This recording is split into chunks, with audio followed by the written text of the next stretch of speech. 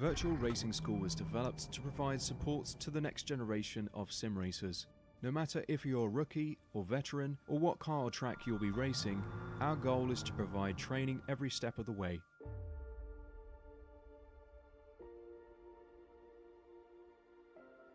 We found that iRacing can be quite difficult without proper training. There needed to be a way to prepare for on-track racing. With VRS, you can literally learn from the best sim racers in the world, including four-time NASCAR iRacing World Champion Ray Alfala. And Ray Alfala is a four-time champion of the NASCAR Peak Antifreeze iRacing Series. Three-time iRacing Grand Prix World Champion Martin Cronkey. Martin Cronkey becomes a three-time world champion. Rallycross World Champion Mitchell de Jong. Mitchell de Jong is now champion for the iRacing Rallycross World Championship Series. And many other top sim racers. Data packs include everything you need to start learning. Our World Championship coaches create the data packs by setting a hot lap or a series of fast laps for you to compare, analyze, and replicate. Data packs also include a tutorial where the coach points out techniques they use to hit the fast lap. This gives you access to the latest driving techniques and setups before you even hit the track. Sign up for a free account and download the VRS telemetry logger. With this application running seamlessly in the background, your laps automatically start syncing to the VRS website.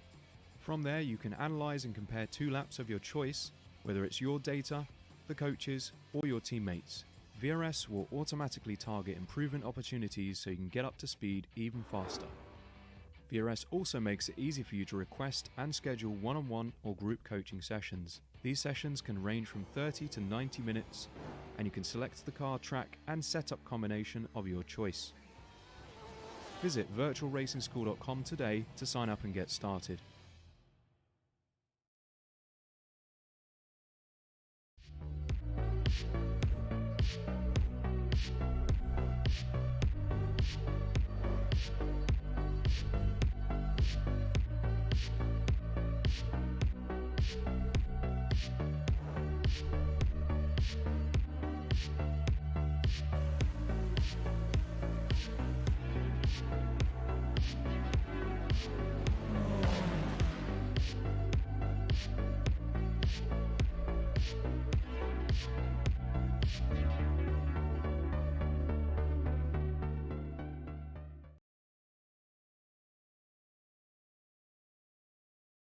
Hello and welcome live on Apex Racing TV for the Champions Motorsports iRacing Team Endurance Series sponsored by Penguin RC for week 2 here at Spa. Francorchamps is one of the classic race circuits beloved by drivers and spectators alike, where today the true essence of speed can be explored in spectacular style on the safe and modern facility. However, it hasn't always been like this. In its original incarnation, Spa was a circuit truly to be feared as it posed dangers almost like no other. Fast straights, sweeping corners, and unprecedented weather combined to create a lethal combination, and too often did. However, due to the beauty of sim racing, we don't have to worry about any fatalities, just the great racing that we will see out on track. I am Andy Thompson. I'm joined in the commentary booth by Mr. Dave Whitehouse alongside me, and Lewis Arara in the production box. Dave, welcome to this series here at Spa. 3 hours endurance. It's going to be a good one. Yeah, hello everybody. Hope you're having a good Sunday, or could be Monday wherever you are. Yeah, it's going to be a great little series that we've starting to stream here on Apex Racing TV. And from what I've heard of round one, you're in for some great racing.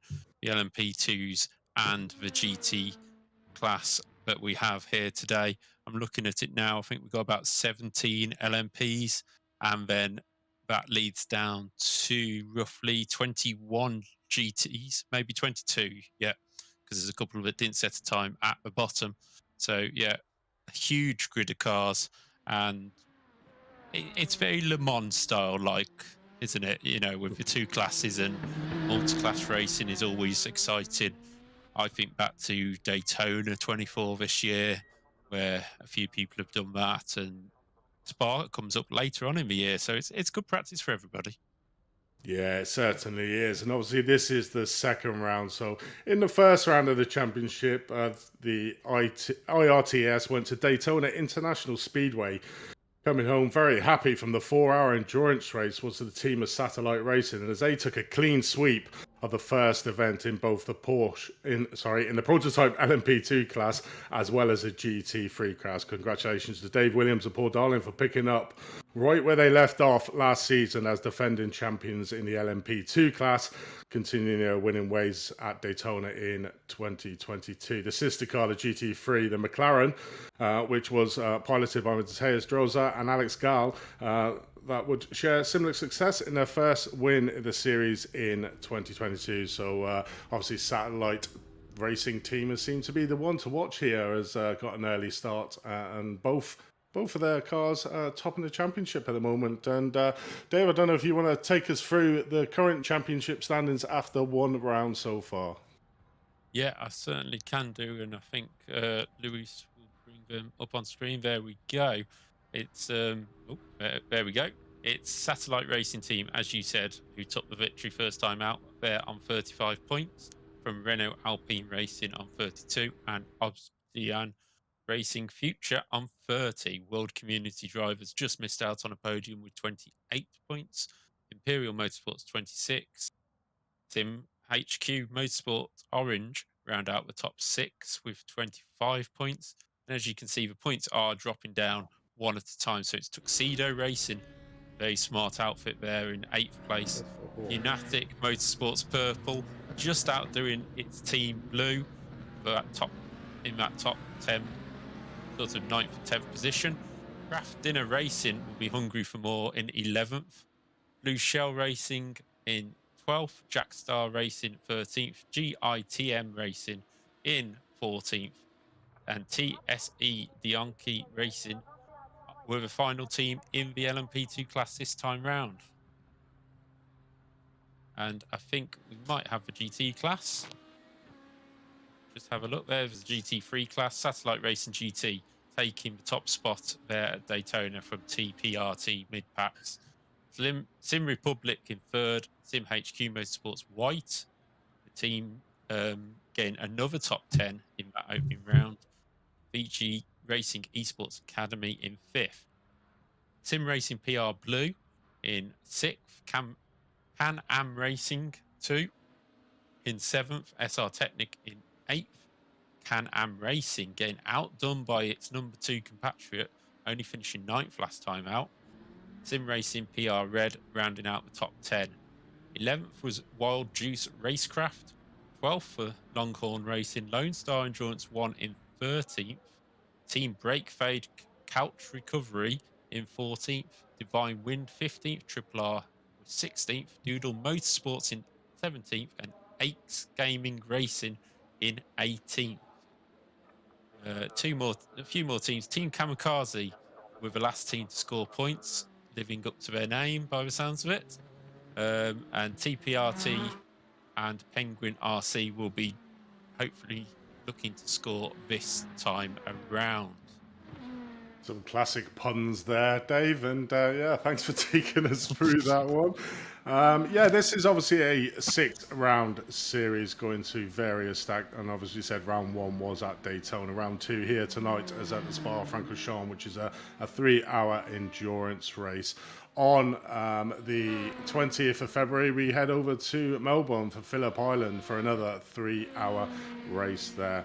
On the I can't even read this, I do apologise. The 18th of the 3rd, we go over to Le Mans, which is a 6-hour endurance race there. That's the only one on the series that's not going to be broadcasted here on Apex Racing TV. Then we head over on the 13th of April over to Sebring for a 3-hour endurance race to finally head out the series of round number 6 on the 24th of April in Road America for the 3-hour legs. Obviously, Spa, Melbourne, Sebring, and Road America will all be live here on Apex Racing TV. But look a bit more into tonight. So the drivers are just finishing off the last of the practice rounds that they've got, and then at quarter 2 we will head into qualifying, which is a 15-minute free lap sprint with all cars out of... No, I think it's a lone qualifying, actually, I believe.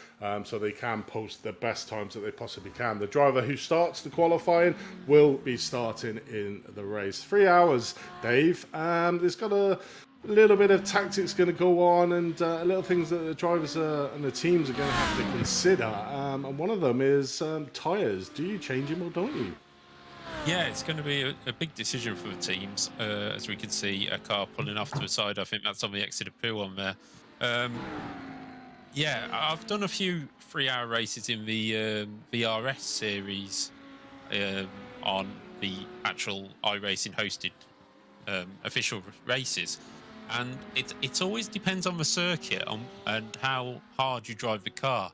For example, I saw one last night around Belle Isle, and that was a tyre muncher. Whereas Spa, even though it's got the high-speed corners, you sort of are able to do a couple of stints on a set of tyres, and if you're really kind to them, you might just make it to the end, but you might be trying to run on very little rubber near the end of it 3 hours. That's always the dilemma, isn't it, with the teams? And I very much suppose it is where they currently are out on track.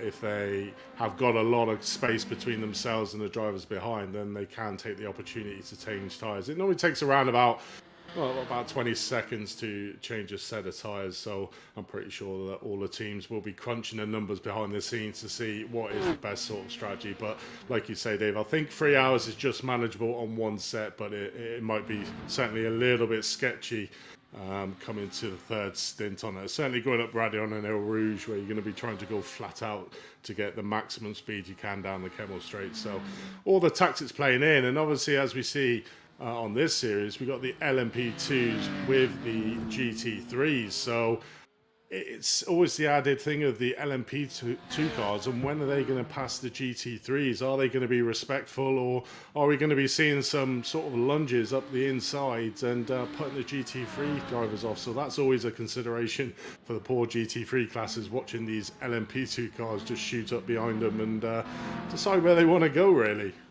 Yeah, it always depends on where they catch them. Looking at the lap times now, there's pretty much a difference of about 13 seconds between them. So that's going to take a good 10 laps, well past 10 laps, to be able to catch up. So it's not like 5 laps in the LMP2s are going to be all over the back of GT3s, but you just never know with what might happen. And you can already see the times are super close in the LMP class and not too far off either ahead of the GT3s. No, definitely. Certainly high speeds from these drivers and all very close to each other. So this qualifying is going to be all the more important because you really want to be out the front of the grid, trying to keep yourself away from potential issues that could happen midway down the course. So we're just coming into the last 5 minutes at the moment of the open practice session before we, like I say, go into the 15 minutes 3 lap qualifying. So it's going to be interesting, but you know, and you gotta make sure that you make them 3 laps count, Dave, because obviously you could get more within the 15 minutes, but having only 3 laps, it's sort of all or nothing, isn't it? Yeah, you've really got to make them count. This is a great example now of how the LMP2s will have to try and dodge around the GT cars, and especially if you catch them somewhere like here, yeah, great. You can just blast past them on the straight, but you'll be surprised in the corners and things like that how much GT cars can keep up in the slower corners, and things like the bus stop chicane will make it quite difficult for these cars. But so far, just looking at the practice times, we're in for some super racing and a mix of cars in the GT3 class. We've got 4 different cars in the top 4 at this moment in time. Only practice, but certainly a competitive field. Yeah, what is actually nice to see that you don't really normally see a lot on League Racing is the McLaren getting an outing and obviously winning the last race with a Satellite Racing GT team. So it's really good to see a McLaren and obviously leading the field at the moment. We have got a good spread of cars in the GT3 class. We've got pretty much them all covered in this round. So it's nice to see the decent spread of cars. We've got 1 Audi, one McLaren, and then a splattering of Lamborghinis, Porsche, BMs, with a few Ferraris as well. It seems to be one that's left out a lot of championships. Yeah, I mean, myself in you commentate on the GT Pro Championship on this channel as well on a Tuesday night. So we see the GT cars every week, and like you say, the Audis come back into favour a little bit, but the McLaren, the Ferrari, we don't often get to commentate on, so that'll add a bit more to our eyes to see who is coming through the field. But currently, we've got a great sort of event here in its own. 3 hours is a huge amount of time. Something happens on the opening lap, which very could, it could do. We've got 40 cars on track at one time. Then it's never a race to sort of give up on. 3 hours is enough to fight back. You can get a good result out of it. So unlike some races where 20 minutes you have a first lap accident, you'll never get back in there. 3 hours, you can fight back and you can still try and win the event. So it's not so much of a dilemma with drivers going, oh, will I make this move? Will I not? I've got 20 minutes. I'll make the move in about 10 minutes. You have 3 hours, so you can keep it calm at the start, but also you don't have to think too hard about, oh, maybe I'll have to play catch up inside 10 minutes. You've got 3 hours. So it's spread out, and also such a long track here as well. So fuel mileage will be crucial on when the leader crosses a line, which is something which is a lot of people get caught out by, because they look at their own laps, think, oh, I've got this many laps to the end. If the leader crosses the line with a second to go, you're looking 2 laps. So you're looking another 4 minutes of fuel around this circuit. Yeah, and we saw a classic example of that, as you were saying before, with the GT Pros that were around this track. The leader literally went over the line with a couple of seconds to spare, and he had to do an extra lap. So made it for interesting racing for second, third and fourth, who were fighting very hard, but exactly just illustrates what you were saying there, Dave, on that. But one of the interesting about this championship is they do actually have live stewards, which is a real great addition to any sort of league, is having live stewarding to look at incidents as they are, and then penalising teams if they feel it. There is also the protest for after the race, but if it gets sorted out during the race, then at least the team that's had the incident and feels a bit aggrieved does get some vindication out on track, and the perpetrator will be punished accordingly, depending on the severity of what the penalise is. So you probably see them popping up on the screens with the penalties of drivers, so it keeps you well informed. And obviously just a big shout out and a welcome to all our viewers out on YouTube. We are a team of liking to interact with all our viewers, so if you've got any questions, got any shout outs, anything you want to say, then just post them in the comments on the chats on the YouTube, and we'll endeavour to either answer them maybe very badly or just give you shout outs here on Apex Racing TV. So pretty much there we see the flag out for the end of practice, so we head over now into 3 laps of 15-minute qualifying. Yeah, we're just going to go into qualifying, but we're going to have to take a very quick break on here. We've just got an issue to sort out just behind the scenes. It's not too much. We'll be straight back onto a new stream very, very shortly. So if you just hold with us, and we'll be back during the qualifying session.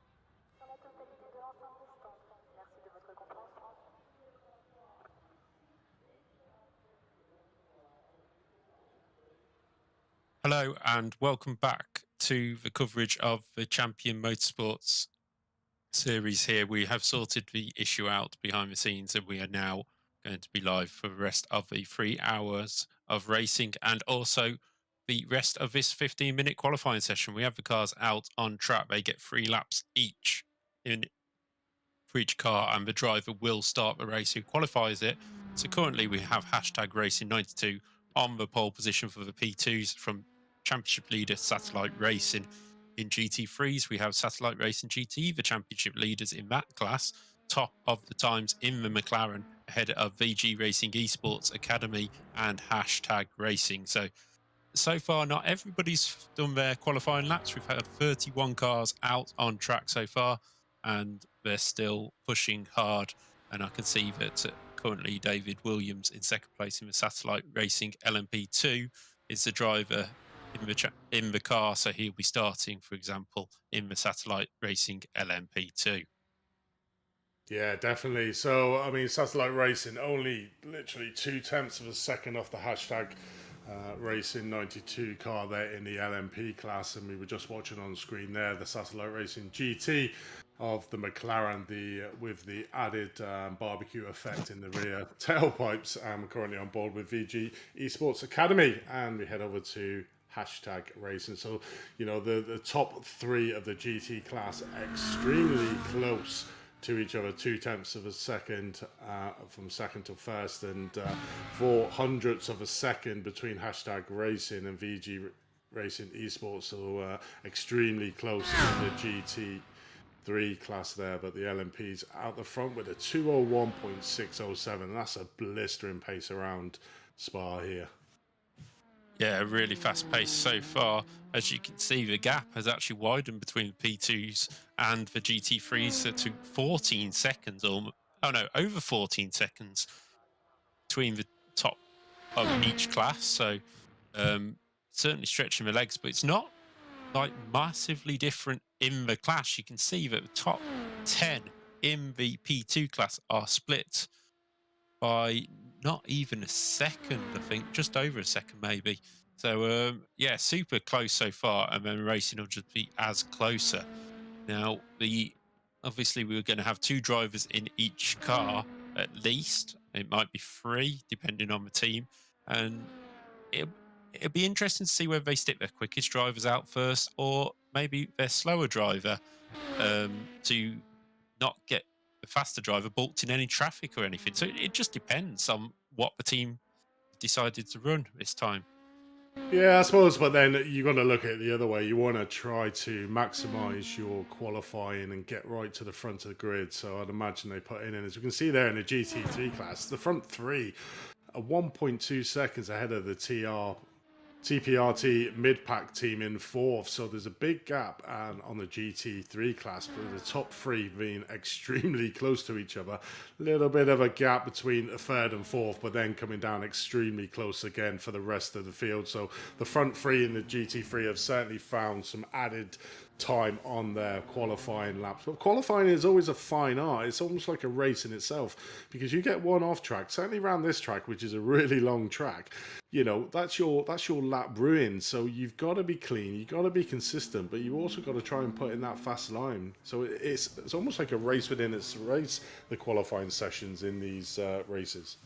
Yeah, exactly. And some drivers are just better at setting one quick lap than others, and other people are very consistent with the lap times throughout a race stint. So it just shows you position. I mean, you can see on the left-hand side with the GT3s, you said there's a bit of a gap between, I think it was 3rd and 4th. Look how close it is further back. I mean, you've got 0.02 of a second, 1,000th of a second between cars. And that's on quite a long track, really. Track most people know. You know, majority of people do know Spa really well. But it is certainly very, very close between these drivers. You will also notice that we may have the odd, I'm going to say onboard camera, but it's not. It's a camera into the lives of the driver who is driving. We have a few of them tonight, so you may often see down the left-hand side a little camera pop up. That isn't a moving picture. That is actually them racing at home. and it'd be something we can have interesting added to the, especially. I mean, I dare to say it, but if somebody has a crash, it'd be good to see the reaction. But I mean, I hope nobody crashes. It's sort of one of them weird feelings. Yeah, it's a good insight to life behind the iRacing screen, seeing somebody on a webcam on the rig and trying to put the pedal to the metal and get the best time they can. But one of the other good things about this series, not like the official iRun, is you don't get any fast repairs in that one. You do in this series, you get one fast repair. So, you know, which is a great bonus, certainly on these opening couple of laps. Like you were saying before, Dave, it's nothing worse than doing a 3-hour event, getting taken out on the first lap and pretty much your race being over before it's even begun. But the good thing is about this series is they have given it a fast repair. So if someone does make a slight mistake on the first part or even any time during the race, they can come in and repair it. But what the drivers need to be aware of and the team needs to be aware of is that that box is unchecked if they just come in for a scheduled pit stop, because any sort of damage will get rid of that fast repair. So the drivers and teams just need to be aware of that and don't repair their car for something silly where later on they could massively regret it. But certainly coming into the last part of qualifying at the moment, so a quick rundown of the grids. The LMP2 hashtag Racing 92 still out front with a 201.320. Obsidian Racing Future just behind him, 4/10 of a second. Satellite Racing LMP2 pushed down to third place, but only 0.02 of a second off Obsidian Racing Future. The TPRT Leg Down Racing 76 there in fourth place. Fifth are RD Sim Sports. Sixth, Pneumatic Motorsport Blue. Seventh is We2 Fast Racing in seventh. Eighth is Imperial Motorsports. Ninth is Sim HQ Motorsports Orange. And in 10th is WCD Residence. And GT3 class, we got the Satellite Racing GT team, the McLaren at the front on a 2:15.653 with VG Racing Esports Academy just behind them, 0.2 of a second behind them. We got the hashtag Racing team in the first of the Lamborghinis in third. Then a big gap on the qualifying to TPRT mid-pack, I will get that right as we go through the race, in fourth place, 1.2 second off the lead with SR Technic CMS there in fifth. Lone Star Endurance 1 in sixth. Sim HQ Motorsport White in seventh place. So pretty much like we said, they only get 3 laps to do the qualifying. So it might have been that majority of the cars have done their 3 laps and just getting ready to get onto the grid. But before we do get onto the grid, just a big shout out to the sponsors of this wonderful series, Penguin RC Simulation, creating high performance driving accessories at reasonable cost. At Penguin RC Simulation, we produce wheels and button boxes along with specialized equipment such as e-stops for direct drive hardware and soon to come iFlag devices. So head over to www.penguinrc.com. Sim Racing 24/7. SimRacing247.com is a proud sponsor and supporter of great racing communities such as the Championship Motorsports. SimRacing247.com covers many interesting factors in the sim racing community where everyone is welcome. Our support shines through from the grassroots right through to the top tier races in the sim racing generic. And gridfinder.com. Looking for a community to race with? Go to Gridfinder. Filter your search by PC, Xbox or PlayStation, the sim racing title you're looking for, the class of car you want to drive, your location and day of the week that you want to race. Simple. There's over 1,000 racing communities to browse through and join directly on Gridfinder. Are you a livery designer, commentator or broadcaster? Make yourself a free profile on Gridfinder and get found by sim racing leagues, owners and admins. Best part about Gridfinder is it's totally free. Free to list your community and free to browse. So go over to grid-finder.com to find your place on the grid. So that ends the qualifying. And Dave, do you want to take us through the standings for the start of the race? Yeah, we have Rui Quiros on the pole position for hashtag Racing 92, as you said before, with a 2 minutes of 1.320. 3/10 behind was Antonio Rodriguez for Osbiden Racing Future, just pipping the championship leader David Williams in Satellite Racing LMP2. Angel Ledesma for Leg Down Racing will be joining the championship leader on row 2. Archie Convey for RD Simsports and Michael Parker for Pneumatic Motorsports will start on row 3. Grid 7 will be Jack Chrissy for We2 Fast Racing and Leif Peterson, who's Imperial Motorsport. They're in 8th place. 9th place for Will Woodland for Sim HQ Motorsport Orange and Omar Abad for WCD Resistances in 10th. Dave Hazard for Craft Diner Racing in 11th and Robert Tarbox for Pneumatic Motorsports again in 12th. In 13th place, we have Doug Bourne for TSE Decon Racing, Douglas Ritter for Tuxedo Racing will be the next driver up. And then we have, Stephen Knight in 15th for GITM Racing. We just saw him finishing off his qualifying session at the end of that session. Wayne Hutchinson in 16th and Daniel Rice in 17th. So that is a whole of the P2 field, as Peter Ladas in Aix Gaming Racing will start from the pit lane if he starts a race. In GT3, the leader of the pole position man is Alex Gall for Satellite Racing GT from Rasmus Christensen for VG Racing Esports Academy. Need to make his name shorter. Jose Correa TPRT mid-pack in 3rd. But as you can see, the drivers are coming around the bus stop now, and the LMP2 leaders will be away. Yeah, so we just obviously get into the starting grid. Coming down the start-finish, this is a classic pit, so won't be starting down this straight. They'll all get through La Source and then get on to the power coming down the straight, going up to Radion and El Rouge for the first time. So there is a little bit of gap between the LMPs, as you see on screen, and the GT3 class, as always. But it's down to the class leader of each class to start the race accordingly within the starting zone. So as we see there, hashtag Racing2 just backing up the field in the LMP2, just trying to catch out the Obsidian Racing Future, and does so very well on his way.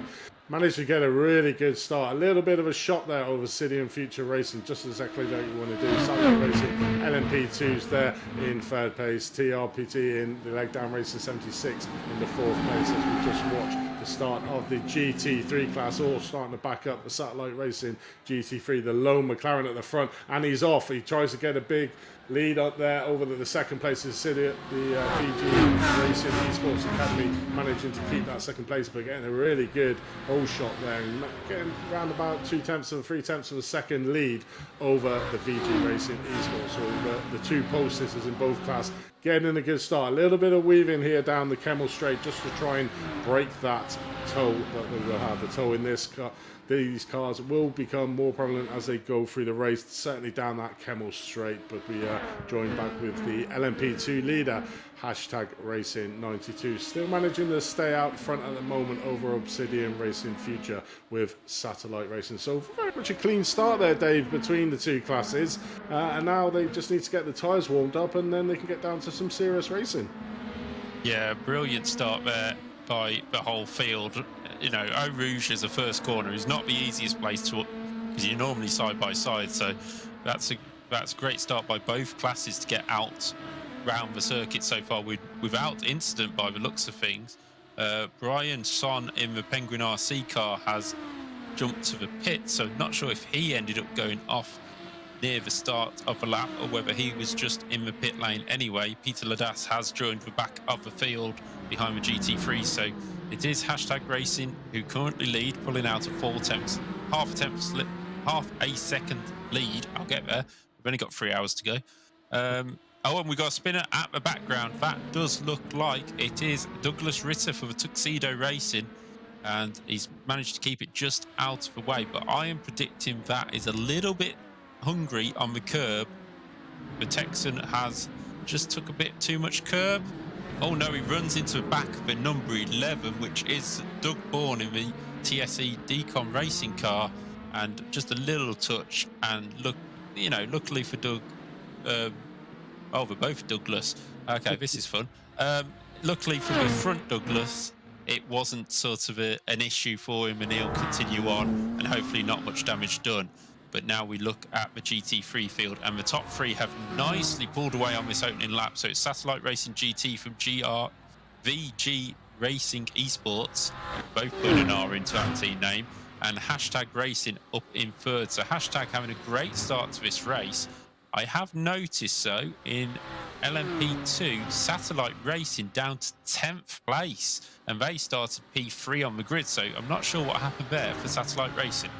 Yeah, we'll try and bring you some replays after the hectic onslaught of the first couple of laps here. But as we saw in the qualifying in the GT3 class, the front three are just romping away at the moment from TPRT mid-pack in fourth place. 2.9 seconds is the gap on the lap number 2 already. So these three racers, I mean, we're looking at Alex Gall, who's driving at the moment in the Satellite Racing GT team, Rasmus Christensen in the VG Racing Esports team, and Flavio Sabino in the Hashtag Racing team. So these three certainly have got the speed down on Spa for this round, and romping away with it at the moment over that fourth place. You can just see the gap just growing all the time at the moment. And then behind in fourth, there's quite a close battle for a couple of cars down to sixth, with a little bit of a slight gap between Lone Star Endurance 1 in sixth and TRPT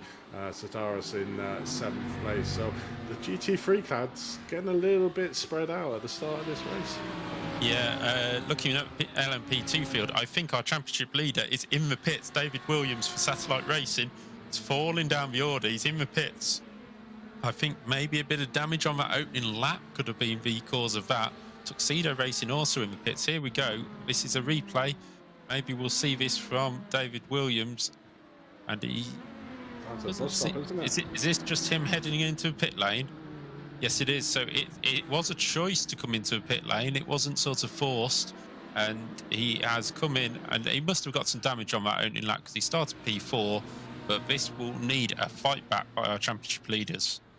Certainly will. All for them guys to do it. Obviously last year's champions certainly making it a little bit hard for themselves at the start, and what that will mean is that they will be behind quite a few GT3 cars, so we're certainly going to have to get around them before you can start really putting the hammer down to try and catch up to the back of the LMP2 field. A little bit of a gap starting to produce in the LMP2 field. Hashtag Racing 92, currently 1.3 seconds over Obsidian Racing Future in second, and then there's a little bit of a gap then to RD Sim Sports, who are currently in third. So the LMP2 field getting a little bit spread out. The biggest battle seems to be for fourth place at the moment with Pneumatic Motorsport Blue, with We Are Too Fast Racing only half a second behind him. Imperial Motorsport Shake in sixth place, 0.9 of a second back from the fifth place, and seventh place the PPRT Leg Down Racing 76 behind them. So that seems to be the heart. The rest of it, the field is spreading out quite quickly here around Spa, which is quite surprising. Only done lap 4. Yeah, just looking at our timing screen, David Williams is now carving back through. He's done half the GT field already and working on to the top 10 of, well, the top 12 of that field. So he will be back past them in no time whatsoever. But it must have been a very quick stop. Here we go. We can see him on screen, and he's got to be careful here because he's just, we presume he's just used the fast repair in the pits. It's the only reason he would have come in at this stage, and he doesn't want to pick up a bit of damage passing one of these GT cars. And it's very easy for the GT cars not to know an LMP is coming through already. And as you can see, he's having to weave his way through, and one misjudgment and it'll be a long pit stop for repairs for the championship leader. And obviously a healthy or an unhealthy points lost would be for Dave Williams there. So fighting as well nicely through the GT field, but we saw on that track overlay there, the LMPs are catching the GT3 class quite considerably, about half a lap behind at the moment. So within around about 3 or 4 laps time, we'll start seeing the mix-up that is the LMPs within the GT3 class. And that's normally when all the fun starts ensuing, where the LMPs are trying optimistic move, trying not to lose too much time over their class, but obviously trying not to lose the GT3s too much time in their fight. So that's where the real craft of management and deciding where you're going to overtake and make them moves safely on the drivers. And you know, a 3-hour race can be quite demanding, and concentrations could get a little bit worn by the end of it, and some optimistic moves could be made, but it's always down to the car behind, so the LMP2 car, to decide when they're going to try and keep or try and make that passive move, certainly on these GT3 cars. And as long as the GT3 cars stay on the racing line, then it should be quite easy for these LMP2 cars to be behind. But we look at the GT3 race here. Well, currently on board with hashtag racing there in third place. First, second and third all covered by 0.3 of a second at the moment, and the gap between third and fourth is grown even more to 4.2 seconds. So these three drivers, who are by far probably their quickest drivers within the team, are doing an excellent job to get themselves out of the field, the rest of the field, and give the second driver, can have up to 3 drivers, I believe, into this championship per round, can have more registered, but only 3 allowed to race within each round maximum, so can have 2 or 3. So it'll be interesting to see what we do, and we'll try to give you the teams as they come in for their pit stop changeovers of what the driver is that's currently in the seat. So we'll see that as the race progresses, but certainly the 3 cars out front in the GT3 class at the moment are just ripping the field apart, which is always good to see. Yeah, it's really close between these GTs. You can see Brian Blanchett there in the car currently for 21st place team brake fade, and they're running sort of second to last currently in the group, but they're still in touching distance of the field. And these are the camera shots which we were on about earlier that you'd be able to see on a few of the cars, not all the cars we currently have them for, but team brake fade now. Oh, I thought he was nipping in the pits there, but he's looking around the outside of the number 2 Wild Juice Racing in the Porsche, and hopefully in that Lamborghini he can make the move down into the last source hairpin, hopefully for him. Yes, he not quite keeping it clean early on and not trying to risk too much, because we only have 10 minutes gone of this 3-hour endurance. Yeah, so a long way to go, and I don't think I would be showing my webcam. I'll have my tongue hanging out and looking, certainly in the latter half of the races, it might be not something to be looked at, but very brave there to show their webcams and how they're getting on. But we just saw there, very calm and collected was Brian in that set as we watch him coming 3 wide down the Kemmel Straight as they come into the Coombs.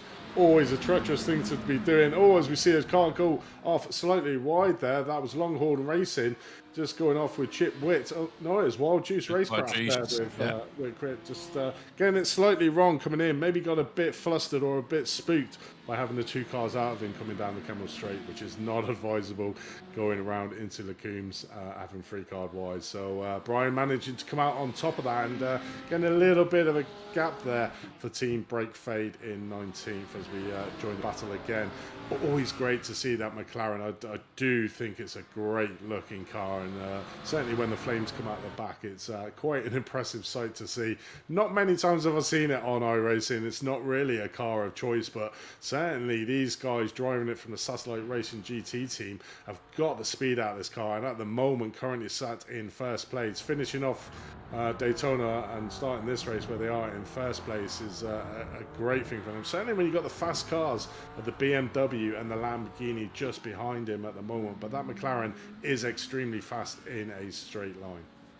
Yeah, they were pulling away really early on against the rest of the GT3 field, but as you saw just in that image, only the Grand Prix pit straight of a lead, so they're not dropping them as quickly as they were. Maybe they've just eased off a little bit. They know they've got plenty of time to go. You just saw Doug Bourne coming out of the pits on the left-hand side of the screen. He's popped in for a possible repair. He was the one who was hit by Douglas Ritter in Tuxedo Racing in the bus stop, so maybe he felt some damage at the rear of the car and decided to pit. So he has come out here alongside one of the GT3 cars, easily passes it into Lake Combe, and it wasn't in the GT car's mind to even think of fighting that, because it's not his race, and they will probably just, if they don't have to wave the LMP through, they won't fight it. No, certainly not. And it was an interesting point you made earlier on. I mean, I've driven these LMP2 cars extremely fast in a straight line, but where you're on about the technical tight parts of the track, the LMP and the GT3s are quite close from a turning angle, and obviously get the power down. But as soon as you get into a straight, then the LMPs just fire off like a rocket in front of the GT3. So, you know, we could have some mishaps, like you were saying, coming down into the source with LMP cars and GT3s. But currently on board with Leffy Peterson, the Imperial Motorsports Shake in 5th place, looking at Pneumatic Motorsport Blue in front of him, and RD Simsport currently fighting it out for this 3rd place, as Leffy Peterson there just getting past the GT3. So the LMP's now well and truly getting in amongst the GT3 cars. Yeah, you just saw him passing the BMW Brett Stevens for the Lone Star Endurance 1. So they've got through about 6 of the GT3s at this moment in time, as the leaders have. And it's just going to make it... The first time round is always a little treacherous, because the GTs may not have realised how quickly they're catching up. I mean, it's took about 13 minutes for them to catch up, which is what we said at the start of the broadcast. But now, I don't know what it is with GT racing, but because the LMP's spread out, from now on, it will be pretty much constant. So you get the LMPs come through first, then there's a bit of a rest, and then after that, it's constant, because they are spreading out. And I remember calling for the Petit Le Mans last year for my team, and just going, P2 past you, okay, there's another one in 2 seconds. Okay, there's another one in 2 seconds. And it was just constantly thinking about it. And that was round Road Atlanta. Obviously, Spa a little bit longer, but still the same thing will happen. And you've probably got a few more P2s on this field than the regular split on iRacing. Yeah, you can see on the track map there's a big mixture now, the GT3s and the LMP classes, as Dave was saying, with a couple of LMPs off the back, 11th, 12th, 13th and 14th there, yet to hit the main field of the GT3. So it does feel in them GT3 cars like this is a big onslaught, as we watch WC Resistance Racing there of Omar Abad there, just taking over one of the Porsches coming down the big long straight. But it's always that, and this is where the drivers and the teams can maximize the time advantages over the rest of the field, because if your competitor behind you is stuck behind a GT3 going into a slow corner, then you're going to make some more time. So you've really got to have a bit of knowledge and a bit of savvy about you of where you try and take it. And sometimes it's more beneficial to actually slow down on a straight, not trying to overtake a big gaggle of cars, to give yourself the room to pass them all on one straight. Because what you don't want to be doing is passing one or two of them and then hitting the back of the guys in front of you that are fighting out for position, because they will be loath to try and move over or come off the racing line for you, because they're obviously fighting in their own championship. So, you know, it's always the battle that you have in these cars, and it's like we say, it's down to the LMP2s, but the teams behind the drivers at the moment that are currently driving will be giving them all the information they need to maximise. But we can sort of see at the moment, you know, the effect that the LMP is coming through, as we get a penalty decision there. Car 68 is class leader, has passed the acceleration zone before accelerating. A drive-through penalty. So car 68 there has, which is the leader in the GT3, has got a drive-through penalty. Oh no, that is absolutely disastrous for the current leaders of the GT3 class. That they won't be happy with that. Obviously they do have starting zones in each of the class, and this race was after La Source down to the start-finish straight. So obviously a bit of a mishap with the live stewards there, so they will be seeing that information, and yeah, a bit of bad news there from the Satellite Racing GT team. But as I was saying before that, the LMP2 clash, #Racing92, really profiting from the interlude of the GT3 GT3 cars has managed to get a 3.94 second gap over Obsidian Racing Future. So they obviously carved through the field a lot better than Obsidian Racing Future did. Yeah, certainly stretched out that lead. I think I also saw while you were talking the Sim Racing PR red car of Louis Orders off at Malmedy at the top of Les Combes. So I think that may have been another one that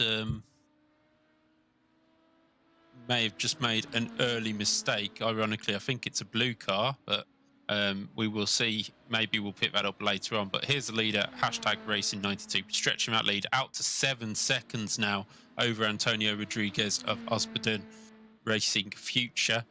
Archie Convoy in RD Sim Sports is up to third after that early pit stop for David Williams, who is actually moving nicely through the field at this stage. He's up to P15, and that is P15 overall, so he's already passed the whole of the GT class and travelling along very nicely in terms of lap times, matching the leaders. So he will be back up into the top 10 of that class very, very soon.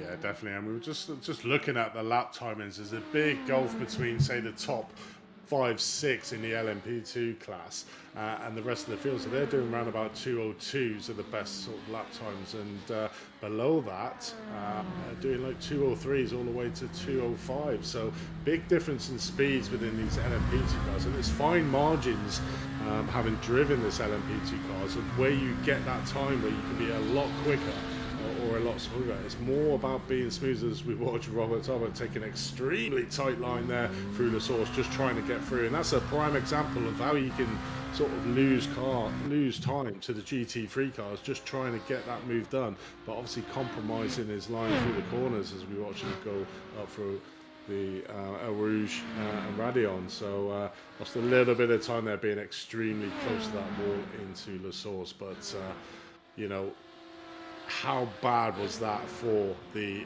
McLaren in the GT3, getting that drive-through penalty and coming back out? Where are they? Out on track. They've come back out, so it looks like they have gone in. And the P33 at the moment, 16th in class. So, I mean, the thing with Spa as well is it's not exactly a short pit stop, pit lane, because you've got both pit lanes to drive through with the extension for both classes of racing. So you go in at the bus stop and you don't come out until the top of Radion. So it's such a long time on the limiter, because you have to be on the limiter for the whole of that. It's not the most ideal pit stop to need to drive through, but this will make things interesting and see whether Satellite Racing GT, who were in that lead free pulling away, can just make their way through the field and possibly get back into the top 10. I mean, it's going to be a huge amount of time. I mean, obviously he was in first place, now down to 33rd. It's a big roll back for them guys now, but they are certainly a lot faster than the rest of the drivers that are around him. But what that has done is VG Racing Esports Academy have been promoted now to leading the GT3 class in the BMW, but still have the #Racing team right behind them there, the Lamborghini, only half a second behind. So these two pulling away further. Not as much like you were saying, Dave, at the start of the race, but they're now currently 6.4 seconds behind are the TPRT mid-pack team. So these two at the moment getting out in front of the field as we join the Pneumatic Motorsport Purple team that are just behind its teammates of Orange team there in 12th place, just passing again the GT3 cars. I mean, it's just such a treacherous thing driving not only these cars fast, but you've got to take that into account. They're almost like rolling chicanes, the GT3 cars to these LMP cars. Yeah, it just adds another dimension to a straight that wasn't there the lap before, and you've got to keep on your toes as well, because I mean, if you come over the top of the Radion knowing the car's so far ahead, you need to know the extra speed you have got. And that just really, you know, you've got to make sure you're not running into the back of them over the top of a hill. As we can see, these two teammates, that is a let by the orange for Team Purple. Sensible choice. If the car's going quickly, you may as well swap the positions and give them a chance to race. So that's an early choice by the team, and I'm sure it might be returned later on in the race. But currently, we do have Hashtag Racing still pulling out the lead. They are now looking at about still 5.5 seconds in the lead of the LMP2 class. Well, VG Racing Esports and Hashtag Racing in GT3 are very close together still, and probably quite glad to see that McLaren out the way, because that is the championship leader and probably their main rival for points here today. But Hashtag Racing 92 on the way up to Le Cam on lap number 12. 22, almost 23 minutes gone of this race, and we've certainly got a lot more action still to come. Still very early on in the race. The first drivers just getting into the rhythm now of their stints. Looking at the possible lap time, pit times is probably on the hour mark, with the LMP second a little bit as we watch Pneumatic Motorsport Purple. Obviously, we just saw him take the orange team and has gone into the pit, so that's a bit of a surprise. He has a drive-through penalty. I'm not quite sure what that was for. Was there a message that I missed? I didn't see one.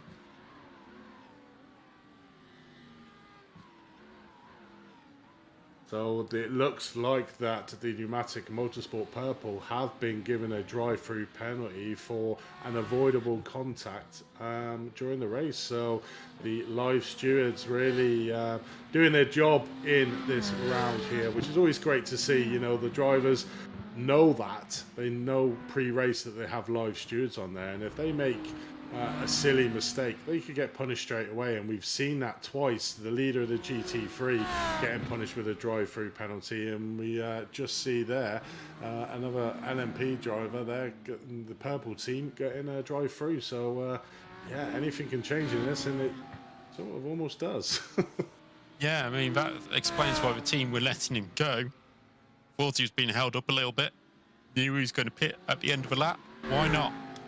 We're now looking at the lead of the GT3 class, and there is Hashtag Racing in the Lamborghini trying to close on VG Racing Esports Academy in the BMW. And these are the two cars which have sort of been dominant on iRacing recently. The BMW last season, Lamborghini seems to be the popular one this season. So it's no surprise to see these up the front of the field. But right behind in 7th, 8th, 9th and 10th, we have a Porsche Ferrari battle. So there's plenty of battles throughout the field and multiple different cars. As you know, with the LMP2s, we only have the Dallara running. But in GT3, you have that interest of which car is the best to run.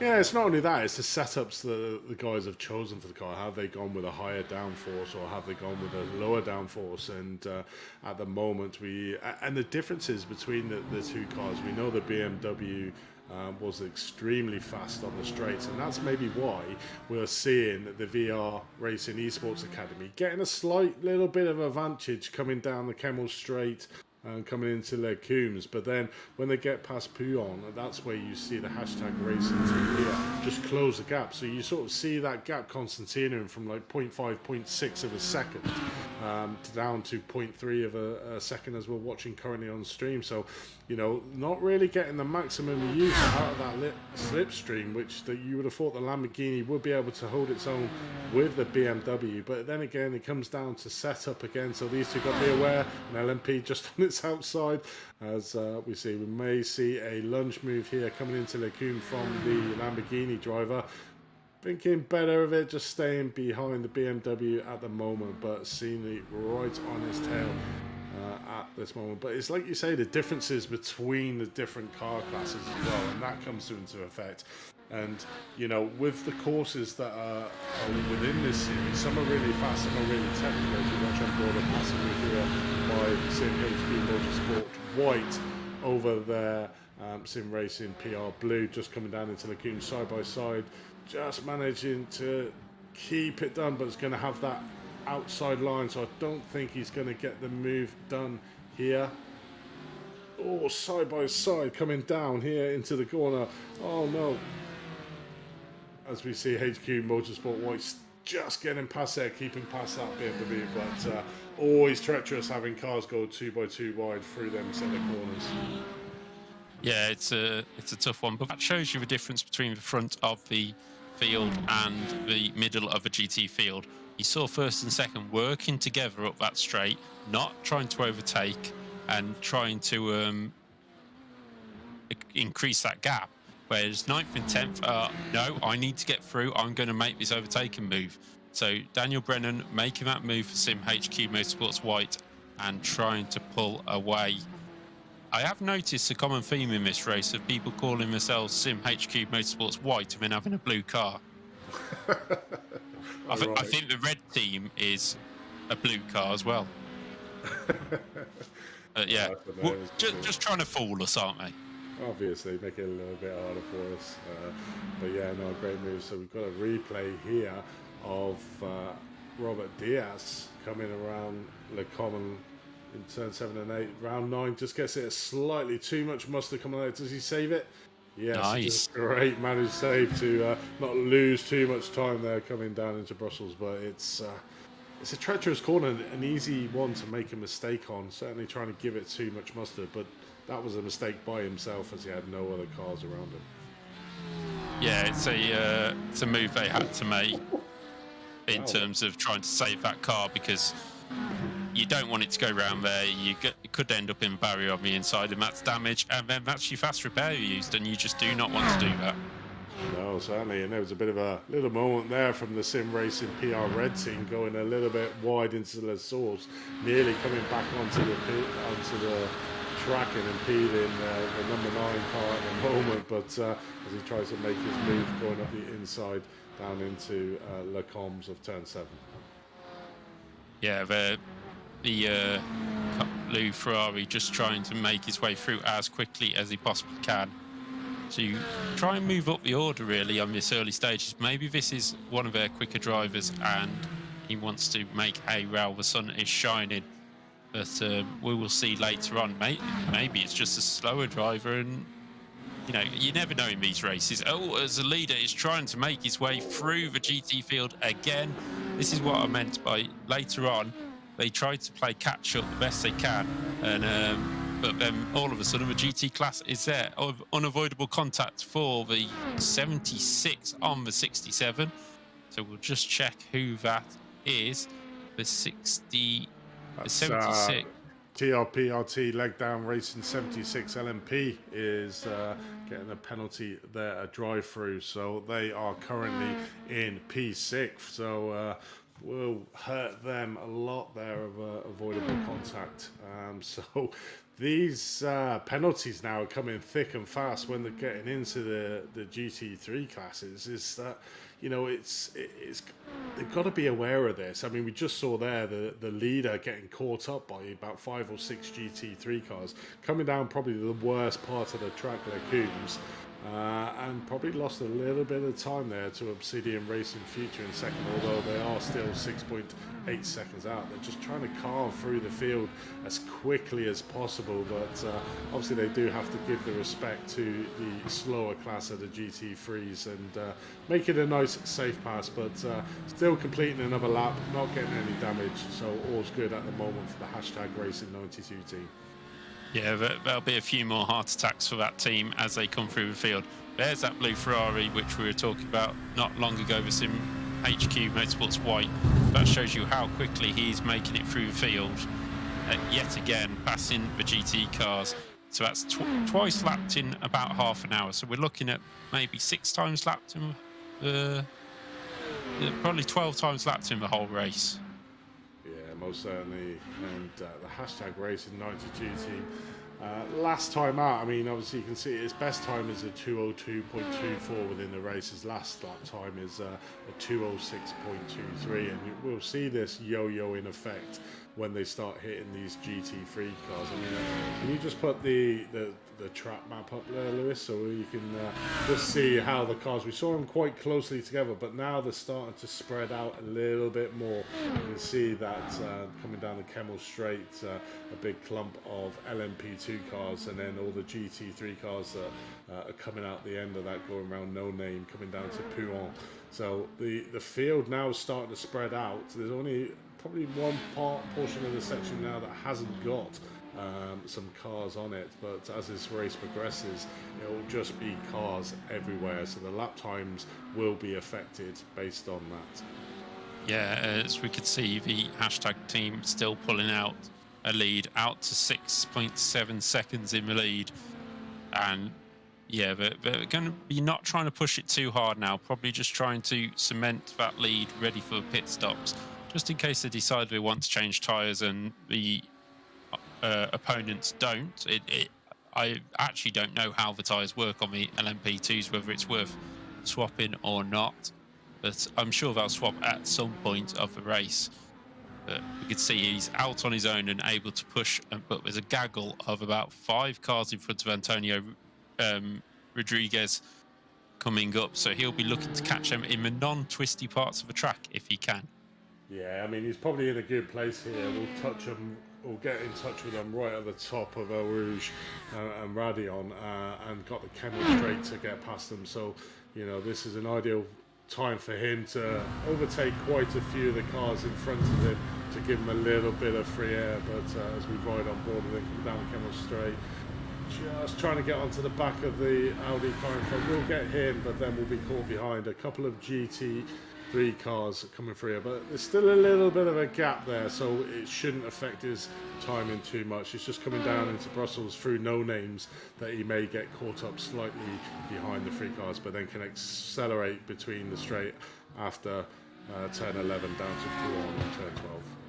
Yeah, he's already done one down into no name corner, so easy pickings for the LMP2s, but you just have to time it right and make sure that that GT car has seen you, or it could end up in disaster. We've seen that in multi-class racing throughout the years. A leader just taking it for granted that the GT car has seen him. We're now looking at Jose Correa. The American is in 3rd place currently in the GT class, and he's a guy who is 8.8 seconds, almost 9 seconds behind the lead 2, who are still only 4 tenths apart. These 2 cars are inseparable at the moment, and obviously they did have the championship leaders with them earlier on, but they had that drive-through penalty. So the top 2 just working together to try and stretch that lead at the moment and make sure that they're safe on this podium. Early days, obviously, but make sure that they've got a good chance of that podium. Yeah, definitely. And bit of a battle here at the front of the GT3 as we see the leader just dive down the inside coming into the source.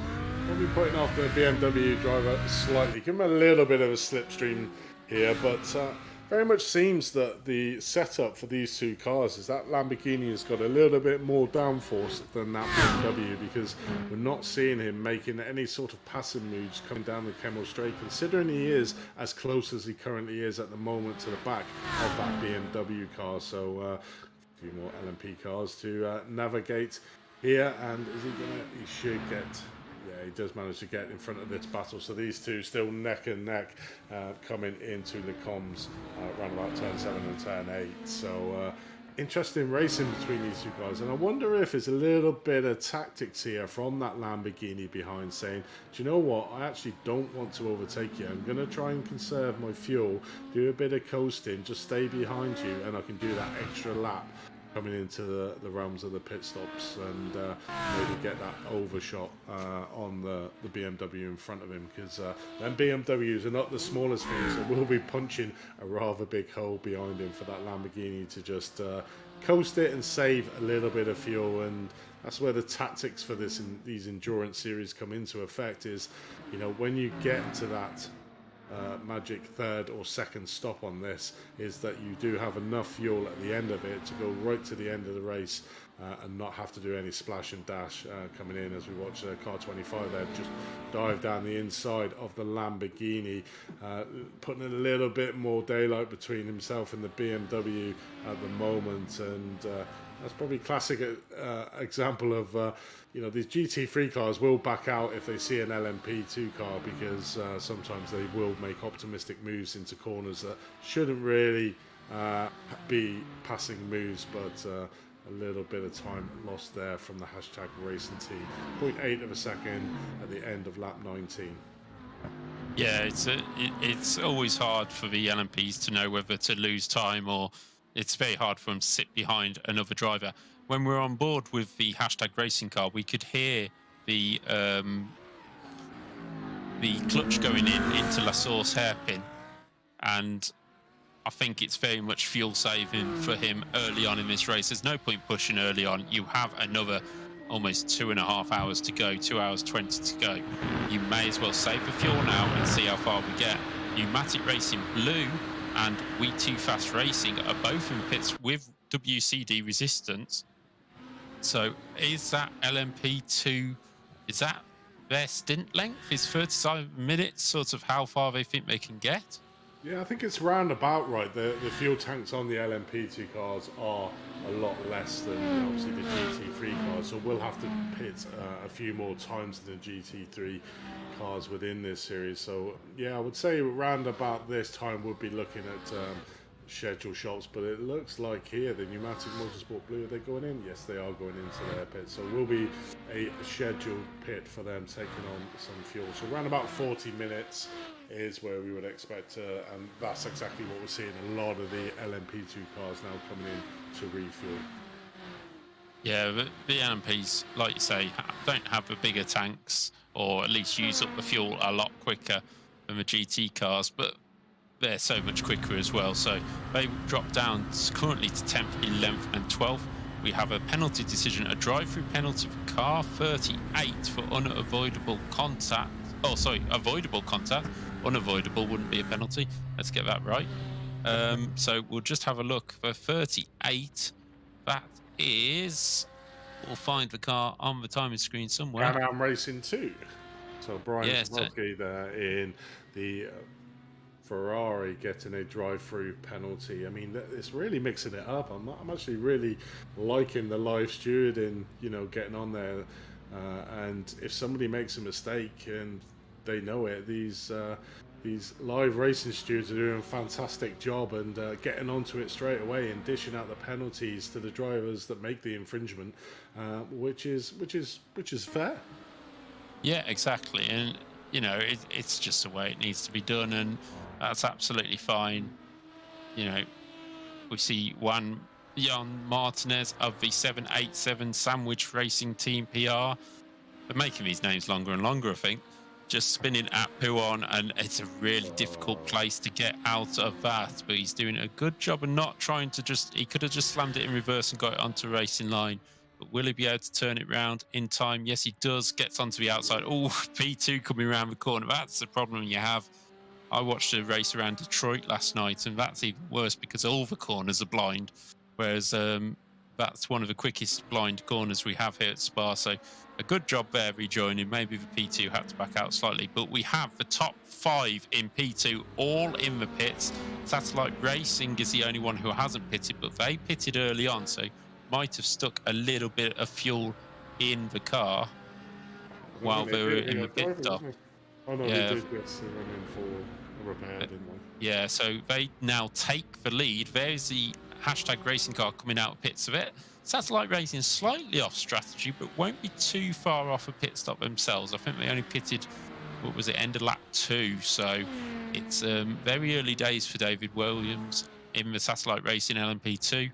And he will be looking for a pit stop very soon, as he now comes up behind his fellow teammate in Alex Gall, who had that drive-through penalty and is trying to make his way back up the GT3 field and is in 11th place at the moment. So about to crack into the top 10. He's about 3 seconds away from it.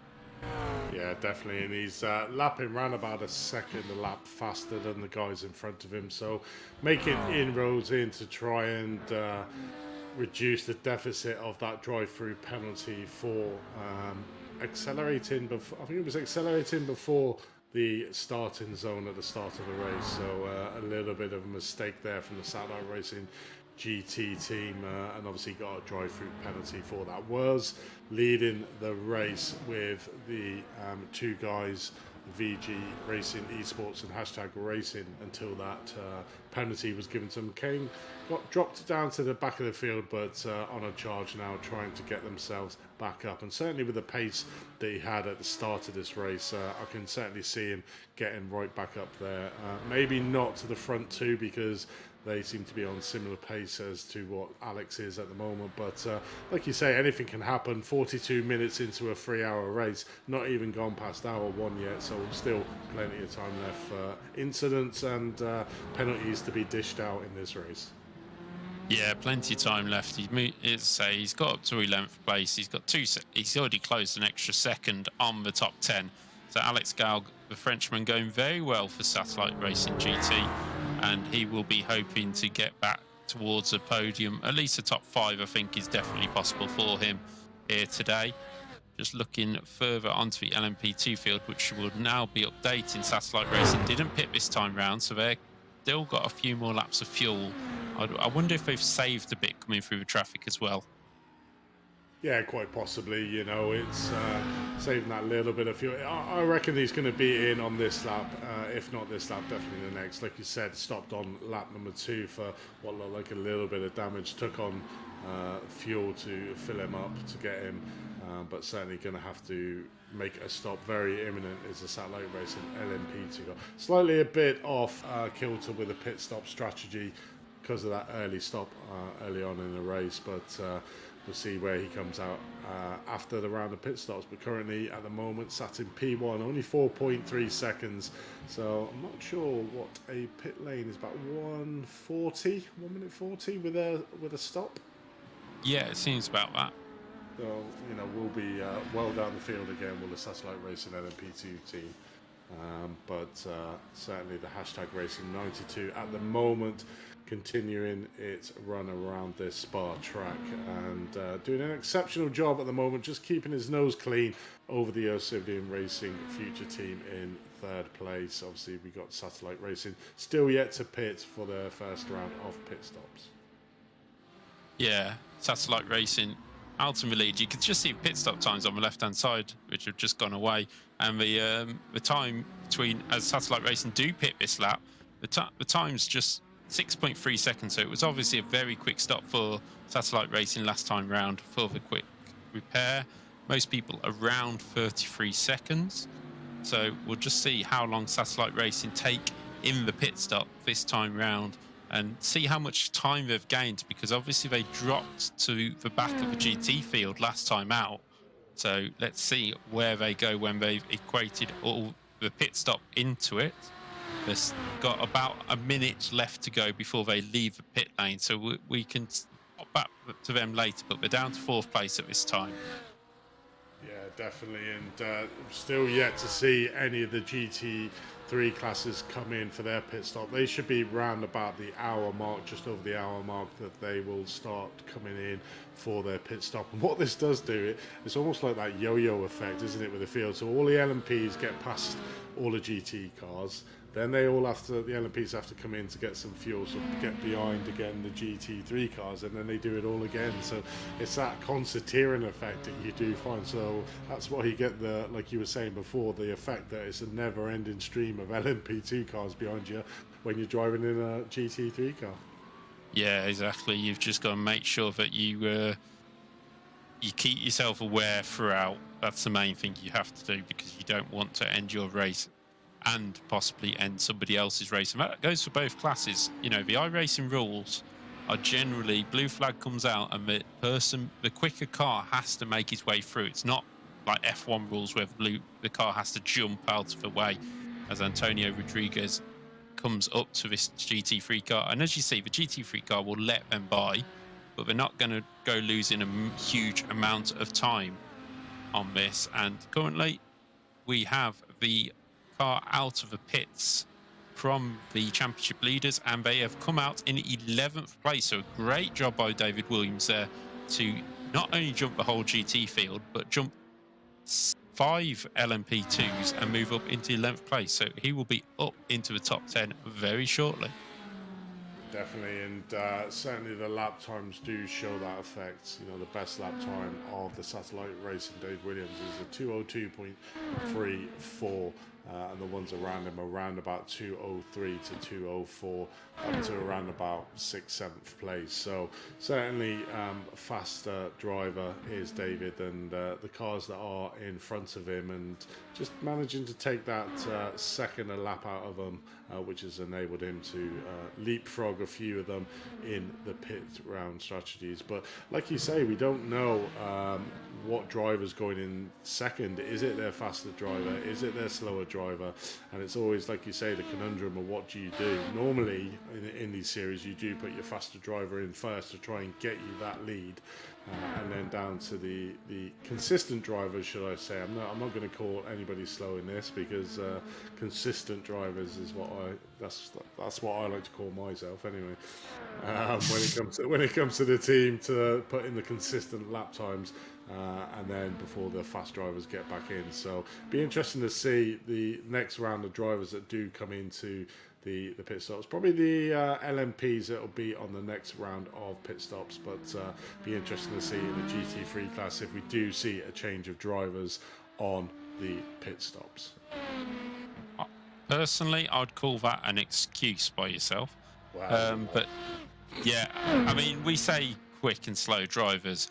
We probably couldn't hold a candle to at least half this field, never mind anybody else. So that's why we talk about it and they race them. But currently we're now looking at the leader of the GT3 field, and these two have been inseparable all the way through. Half a second between VG Racing Esports and Hashtag Racing. The Lamborghini still trying to find his way past the BMW, and they are 10 seconds clear of TPRT mid-pack, who's also in a Lamborghini. But Satellite Racing GT are back into the top 10 now in 10th place. Car number 68. And they're trying to make their way back forward. They're only half a second off 9th place. So, yeah, I think they'll be okay until they get to about 6th place. And then there's quite a gap forward. So they'll need to then push on in clear air. But it's never a clear air with these multi-class races with the LMPs 2s coming through as well. Something we haven't mentioned that often is the dirty air off the LMP 2s. That really does make a difference in the fast corners, and corners like Blanchimont, for example, and we saw earlier an LMP passing onto that back straight where Blanchimont is, and the GT car running very wide, and it was just the GT car not picking up on that dirty air that he would have from the LMP2 in front. Yeah, definitely, and it's all the intricacies of multi-class racing within a league, is how to, one, for the faster cars to manage to get past the slower cars, but then also for the slower cars to give the space to the faster cars, as well as trying to fight within their class. So, you know, that's one of the vital importance of having a good team behind you, telling you what's coming on, what's coming up to you, where you're currently out on field, you know, making sure that you don't obviously miss your pit stop for that fuel. We've seen that a few times when drivers run out of fuel on their pit stops because they're so concentrated on the cars around them, the cars they're fighting from. But as we can see here with Brian Blanchett there in P15th in the GT3, still a very calm cucumber sat in his chair, not showing any emotion at the moment within this race, just trying to get his way through the field. Only 0.6 of a second behind the Sim Republic team of the Porsche in front of him, so has his target well within his sights at the moment of the P14 car. So as you can see there, the sort of timings on there. So did lose was there an incident there on the last lap? Not that I have seen, but 7 seconds is a huge amount to lose out. So maybe there's been an incident with a P2 coming through, because there's a lot of them coming through at this moment in time. It certainly is, and this is probably the worst corner to actually try and get an overtaking move done, because there's a real fast line through Puyon, and once you're on it, you're sort of a passenger to the effect of the car going around that corner. So if you've got an LMP car trying to dive up your inside, that can really put you off on that corner and could cause you to have a spin out. Luckily, round Puyon, there is an extremely large runoff area, so if you do have any mishaps, it's quite forgiving. And there are quite large portions of this track that are forgiving to the drivers if they do make slight mistakes. So, you know, one of them tracks that, you know, promote trying to be as fast as you can, but also protecting the drivers on hole with large runoff areas. Yeah, we've just got the LMP2 of TSE Deconi Racing in the pits. I'm not sure that's quite a scheduled stop, to be honest. Or were they the team that had a shorter stop earlier on? Yeah, Doug Bourne, who also pitted early on, so they've managed to make it a little bit further into race after being tagged round. I think it was by who was it by? It was by Douglas Ritter, wasn't it? Yes, Douglas Ritter. I was just trying to remember. Oh, Tuxedo Racing, wasn't it? Yes, it was indeed. The two Dougs. Yeah, that's it. So he is heading into pit lane right now, and we will see the pit stop happening and where he will drop down to, possibly back down to the rear of the P2 field, as he might have gained a bit of time. As you can see, the pit stop stint length coming up, and not too much different between P2s at this stage. They normally are very consistent where the lap times come in. So as you can see there, 19 laps is the go-to figure for the LMP2s. A couple of drivers going slightly less. Parker there in 4th. You can see it here in 6th doing 18 laps on there, so one less than the rest of the field. But they are very consistent, these LMPs, with how much fuel they take and how many laps they can get out of them. But with these slower GT3 cars around them, that's where it makes it interesting for them, because they could lose a lot more fuel trying to having to brake harder, going into accelerating in different places. But we can see there Doug Bourne getting flashed there by the car number 25, which is your 3rd place RD SimSports. Yeah, a little flash of the lights just to say I'm coming through, or thank you, or actually there can be a lot of other things it can stand for, so which we won't go into because we are a family-friendly stream. Also, we do have the option of drivers coming over to our interview rating room and joining us. Nobody has at this moment in time, but then again, the drivers are still out there doing their first stints, most of the drivers. So you can see the LMP2s are double stinting by the looks of things. Sorry, and the GT cars will probably go to about the hour, swap drivers, and then look, if for 3 drivers, probably an hour each. If for 2 drivers, they might swap in between, and one will do a 1st and 3rd stint rather than doing 2 hours straight. But they will see. It does take a little bit extra time in pit stop if you are swapping drivers, so that does come into effect if you're in a really close battle. It is, and obviously in that sort of battle, you would obviously change your tyres to counteract the fact that you are changing the teams. But just looking down the team sheets here for the LMP2s and LMP3s, you know, real variety of how many drivers are within the teams. You have some teams with 6 drivers on the books, like SMS Racing, Simba Republic, and SR Technic. Archimedes is they have like 6 drivers. Then you come down to 4 drivers. Some have got 3, and then you've got the odd one with just 2 drivers in there. So certainly on the longer endurance events with the 2 drivers, it's a lot more. But like you were saying, if you've got 3 drivers in here in the GT3, you would be changing every single pit stop, because that's within the window of what you're doing. If you've got 2 drivers, that's going to be, one driver's going to have to do like 2 hours, with one driver doing just 1, because otherwise, if you try and do an hour and a half, you're going to lose time changing drivers. So yeah, it'd be interesting to see how many drivers we see on the timing tower in the different stints. Yeah, Divine Wind is in the pits from 4th place in the GT3 class. So is this our first pit stop officially of the GT class? We can see Robert Tarbox here trying to go up inside of a number 3 and half spins as he goes onto the curb. The number 3 being Aaron Philbrick in the SMS racing car. So I don't think Aaron started a race, to be honest, so that might have been a swapper driver earlier on. Not 100% sure, but yeah, I hadn't seen his name on the field earlier on. So just that kind of mistake can just end up nasty for both drivers, whereas maybe just a little bit of a wait by the LMP might have been the sensible option there, as we still see #racing charging down VG Racing Esports.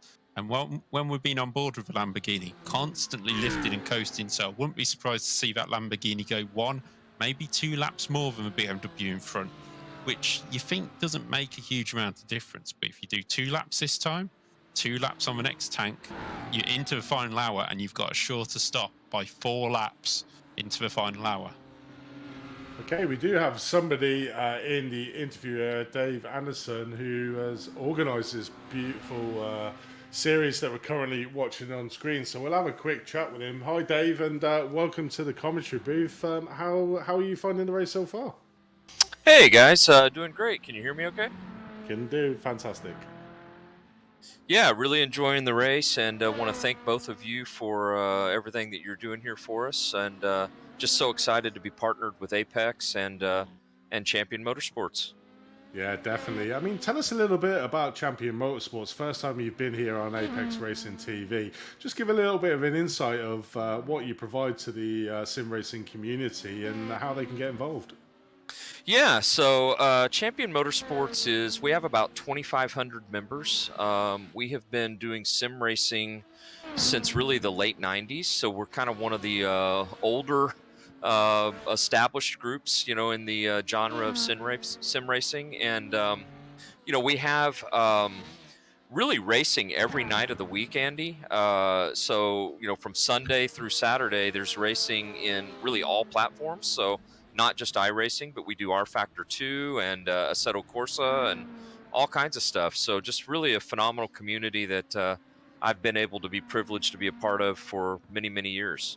Yeah, just obviously there was an interesting development on screen. Archie Covey, the RD Simsport there, hitting into the back of one of the backmarker Porsches and taking him out, coming out the back end of Pouhon. So it was the car 787, as you can see there, getting onto the outside at the end of Pouhon and getting in front of the LMP driver. And unfortunately, the Porsche driver's he's done about a 720 there coming back in. So certainly not been the 787 Porsche's driver's day. I think that's twice he's been spun around about that part of the track and deciding to come back to the pits for a bit of round, but hopefully hasn't done too much damage to that prototype car, which doesn't take a lot to get some suspension damage on the car. But we'll pay close attention to the third place RD Simsports at the moment, and we'll get back to you, Dave, and carry on, mate. It's all yours. Yeah, so with this series, we're really excited. This is kind of our flagship series for endurance racing at CMS. We've got 4 really, really strong sponsors, which are part of it, and just a lot of great teams participating in this too. So lots of different skill levels, so very open community, but just such a positive series that we really, really enjoy doing every from January to April every year. Yeah, definitely. I mean, it's really good to have the endurance series mixed in with obviously the sprint series that we normally come to see on the sim racing and league networks. How do the drivers sort of adapt to the differences between coming onto the endurance series and going into the sprint series?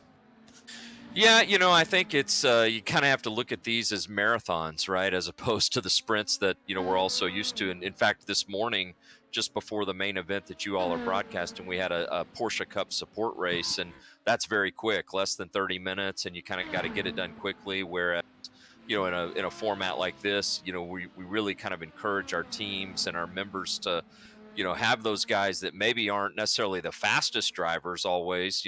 Pace helps, but be consistent. Consistency is everything. So we really try to kind of, coach that, if you will, with all of our teams. Yeah, definitely. I mean, it's a really good mix, and we've seen a couple of incidents on track, being having a split between the LMPs and the GT3 cars.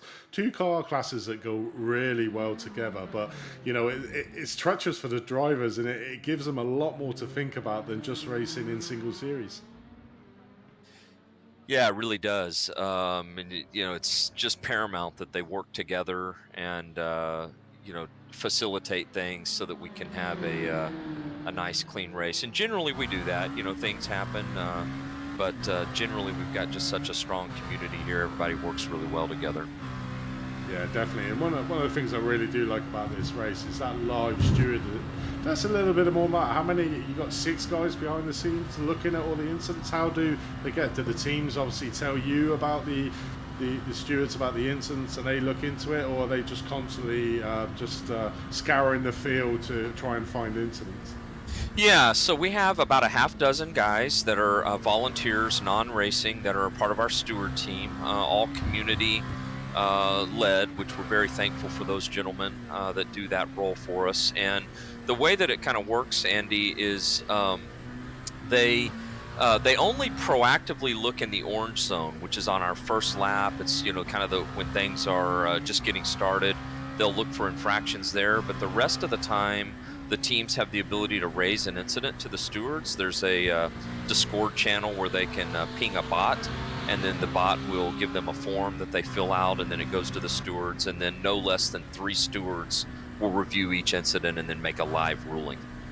That's great. We just, I think that was as if by rehearsal there, we did see across the top of our screen the Omar Ahmad of the WCD Resistance Racing, their LMP driver, getting a drive-through penalty for an avoidable contact on a GT3 car. And that seems to be very much the theme, and it's great to see that them guys are actually looking at the fact that these LMP2 cars need to give the respect to the GT3 cars, because although they are a lot slower, they're still racing for position on there, and I suppose it keeps the drivers in check when they're trying to think, should they do a move or shouldn't they? It does. Always hate to kind of have to give anybody a penalty, right? But it does, to your point, the prototypes have to realize, as well as the GT3s, that there's 2 races going on at once, and you got to kind of give each other that respect in the room and be situational aware. And obviously, usually when we do give a penalty, it gets the team's attention, and most times I'm happy to say that they learn from that, and it moves on in a positive way. Yeah, definitely. Obviously we saw one earlier on for the Satellite GT Racing GT team getting one from the front, but they're making a good comeback. What are you thinking about the racing out on track between the 2 different classes? We've seen in the GT3 class, the hashtag racing guys and the VG Racing Esports, who have come into the bits, were inseparable, like 0.5 of a second for the first hour of racing, that they're just glued together. Yeah, I kind of am looking here now. If I'm seeing it correctly, it looks like the hashtag teams are leading, which is a bit of a repeat. We had the satellite team sweep the race at Daytona, both in prototype and in GT3, and it looks like hashtag kind of out front with both of their cars today. Some great battles. I'm actually driving for one of the cars, Lone Star Endurance 1. I'll drive the 3rd stint today, and I know at least from where we sit, there's some great battles going on. Even back kind of 7th, 8th, 9th, 10th position in class in both categories. Yeah, I was gonna ask you that question. Are you actually racing in this event or not? But you've seemed to answer. How are you looking? Are you one of the quick drivers, or are you one of the consistent drivers, as I like to call them? Consistency is my my value I provide to the team. I'm actually responsible for all of Champion Motorsports and all of our disciplines. So as part of that role, I kind of realize I don't get to practice as much as a lot of the other guys, but I love the ability that I can be out here and kind of be that amateur amongst pros, right? Yeah, I suppose it puts a bit more pressure on you that you can't make them yeet moves or make any silly mistakes, because I think you'd be quite hard vindicated, and I'm pretty sure the stewards would be loving giving yourself a drive-through penalty if they could. Oh yeah, I have been penalized myself before. I'm not immune to into their wrath if need be. Yeah, for sure. But that hashtag team racing, obviously, as we saw, they were quietly tight, compact with the VG Esport Racing Academy, but with fuel savings. So it'd be interesting to see where they actually come out on the track, and whether that extra lap that they've done of that VG Racing Esports Academy is paid off, or if they're going to be joined like an umbilical cord again for the next hour of racing at 0.5. But Dave, thank you very much for joining us in the commentary box, and it's always great to hear you. Is there anyone you want to give a shout out to before we let you go? Yeah, just thanks for having me, guys. Let me just thank our 4 sponsors: simrace247.com, Complex SimWorks, GridFinder, and of course our title sponsor, Penguin RC Simulation. All great organizations. Encourage everybody to check them out. And thanks to you all for being a part of this, and I'm really eager to watch the rest of the race. Yeah, definitely. You enjoy yourself before you get in that car for that first stint, and good luck. I will, guys. Thanks for your help. Thanks, Dave. There was David Day Anderson, who runs this championship there, giving us a little bit of a insight to the goings on behind the scenes, and always good. And just any of the drivers, if you finish your stint and you want to come in for a quick chat, then please do just come into the waiting area, and we will pull you in for a quick chat to see how the race is going so far for you. But we did see through that interview that a change of driver for the VG Racing Esport Academy team. Fredrik Sorensen has now taken a driving position for that BMW over, but looking at the moment in third place. So has Hashtag Racing done a blinding move there, and VG Esports is caught up in some sort of traffic that has really put paid to their outlap at the moment. Obviously, we do have a brand new driver of Fredrik Sorensen, so he will be trying to get up to pace, but has that P2 car right in front of him of SR Technic CMS, so just needs to try and get past him to make his way back up to Hashtag Racing. But that Lamborghini stroke of luck there, exactly like you said, Dave, bit of coasting, and has really put a hammer down now to get a little bit of a gap. Bit of a mistake there through Pouillon, who again, they have also changed driver to Ivan Costa there in the first place. So two brand new drivers for the front two teams at the moment, so we'll be trying to get back up to pace as quick as they possible. But certainly at the moment, Hashtag Racing getting the advantage over the pit stop strategy over the VG Racing Esports, and just really need to capitalize on that, Dave, and try and push ahead as much as they can. Yeah, I'm just having a look right now. It looks like they might have the car in second place has pitted a lap earlier, Sergio Vieira for SR Technic CMS, but what they've done is not change driver, which has meant they've gained themselves about 20 seconds, which has put themselves in this battle for the lead. Obviously, they will need to change driver at the next stop, whereas the other two teams may not. But this is Alex Gall on screen at the moment. He had to take a drive through for a jump start, basically, and or a failure to jump start. I'm not sure which side of the line he was, but he certainly had an issue.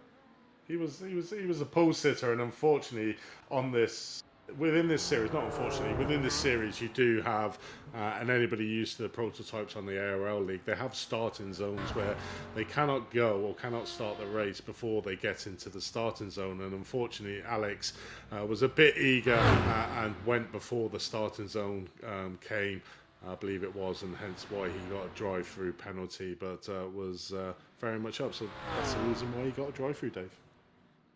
Well, there you go. But he is now only about 9 seconds off the lead now. So it's a great drive by Alex Gall. He has pitted, so he is definitely putting himself well back into this battle. But obviously, he never changed drivers, so he's gained 20 seconds on Hashtag and VGR by not changing driver. Looking further up in the LMP2 field, our championship leader is back up into 8th place, David Williams. So he is moving through the field quite nicely now, with his next target only 2.5 seconds ahead. But Hashtag Racing are really dominating this event right now, as our visitor David said, who runs the series. Hashtag really dominating. Satellite are coming through though, so it is going to have to be careful. SR Technic has seemed to have dropped behind Satellite and is falling further down the pack. Let's see what happened here for Sergio Vieira on the 222. He goes into Pouillon, loses the back end. So easy to do. Doesn't manage to, luckily, so much run off there to sort of do what you need to do. Burns the rear tyres up, spins it back round and gets going again. But that has lost him down to 5th place and pretty much lost him the advantage he got by not changing driver in the pit stop. Yeah, it's so easy to do Rampouillon. I mean, everybody's probably done it. I've done it quite a few times in my life of an iRacer, which isn't very long. Coming around into Pouillon, just trying to give it that little bit too much mustard coming on to the exit there and just getting out. But yeah, bit of a bit of a mistake and a bit of a disaster there for the SR Technic CMS guys. Was fighting up there for the second and third, but unfortunately with that slight mistake is down to fifth. But what it does show is how tightly compact that top half of the grid at the moment with the GT3s are. You know, you make one mistake and you can lose about 3 or 4 places on there. But as we look at the track map in the top right-hand corner now, the cars all spread out on the track. Not a lot of space free. There is a little bit of a gap there, as we can see, between 10th in GT3 and 11th. But, you know, it's just going to now be a big, long procession of LMPs just trying to pass the GT3s, and the GT3s just trying to limit the time lost by the LMPs, making dives up the inside or pushing them slightly offline to get through the corners. So it's going to be an interesting part. 1 hour, 12 minutes through this race at the moment, and I think it's probably a good opportunity, Dave, to go through the current standard positions in both classes. Yeah, amazingly, I was just thinking the same. So in the lead of LMP2, we have #Racing92. Rui Queiroz started the race and has moved to the front and pretty much dominated, leading by 14 seconds from Antonio Rodriguez, who also started the race for Osbodan Racing Future. Archie Convoy has moved up into third place since the pit stop of since Satellite Racing dropped back, and he is sitting in third place, needing to close down on the leaders a little bit. He's 18 seconds off second place at this moment in time. See, Michael Parker from Lunatic Motorsports Blue is up into fourth place from Jack Chrissy for We Too Fast Racing. Hero Motorsports Shake has left Peterson still at the wheel, and he is up to sixth place ahead of our championship leader, Satellite Racing LMP2, David Williams at the wheel of that car. TPRT Leg Down Racing, they are in 8th place with Hector Alves, while Dave Hassar has got Craft Dinner Racing up into 9th place. The top 10 of LMP2 is rounded out by John Taylor Tammy of Pneumatic Motorsports Orange.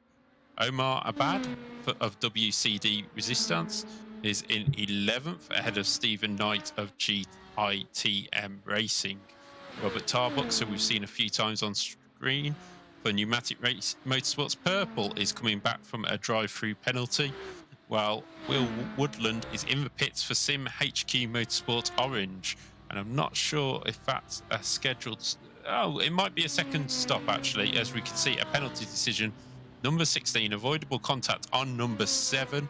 So 16 is the Mike Grimshaw Sim HQ Motorsport Orange car. So the car that has just pitted will have a drive-through penalty as well added to his car. Whether that notice is a little bit late, I'm not 100% sure. But that was contact on the 7, who was Omar Abad. So Omar, who I think had a drive-through earlier, it's returned back in his favour this time by. So that is Mike Grimshaw getting into the car and maybe having to pit for a second time on the next lap. Douglas Ritter is in 17th and the last of the running LMP2s. The only other LMP2 was Peter Ladas, who never actually made the start of the race. Now we go into the GT3 class, where Ivo Costa is leading for #Racing ahead of Frederick Sorensen for VG Racing Esports Academy, and Alex Gall, who's still in the car for Satellite Racing GT on his drive coming back through the field. Fourth place is Jose Ramirez for TPRT Midpack, ahead of Sergio Vieira, who was up into second for SR Technic CMS, but had that spin through Puon and dropped down to 5th place. Hubar Mayaski for Divine Wind is in 6th place in class, 23rd overall, ahead of a lead Ferrari of Daniel Brennan for Sim HQ Motorsport White. The second Ferrari in the field is Tim Collier for Can-Am Racing in 8th, ahead of Miguel Colon, ahead for Sim Racing ER Blue, who's 9th in class. Rounding out the top 10 is Pedro Quineros, TPRT Sotan Race. I'll get that one right by the end of the race. P11, James Foster for Team Breakfade, ahead of the BMW of Phil Elmore for Lone Star Endurance 1. which is in 12th place currently, and we'll see championship organiser David joining the field later on in that car. Nathan Solaro for Sim Republic is 13th in class, ahead of Adrian Fernandez for Doodle Motorsports, who is in 14th in class at Doodle Motorsports car. Just been constantly going along all day, not really seen too much of it, so it's not sort of got in any trouble, but it's just setting consistent lap times. Chip Witt for Wild Juice Racecraft is in 15th in class, ahead of Aaron Philbrick for SMS Racing.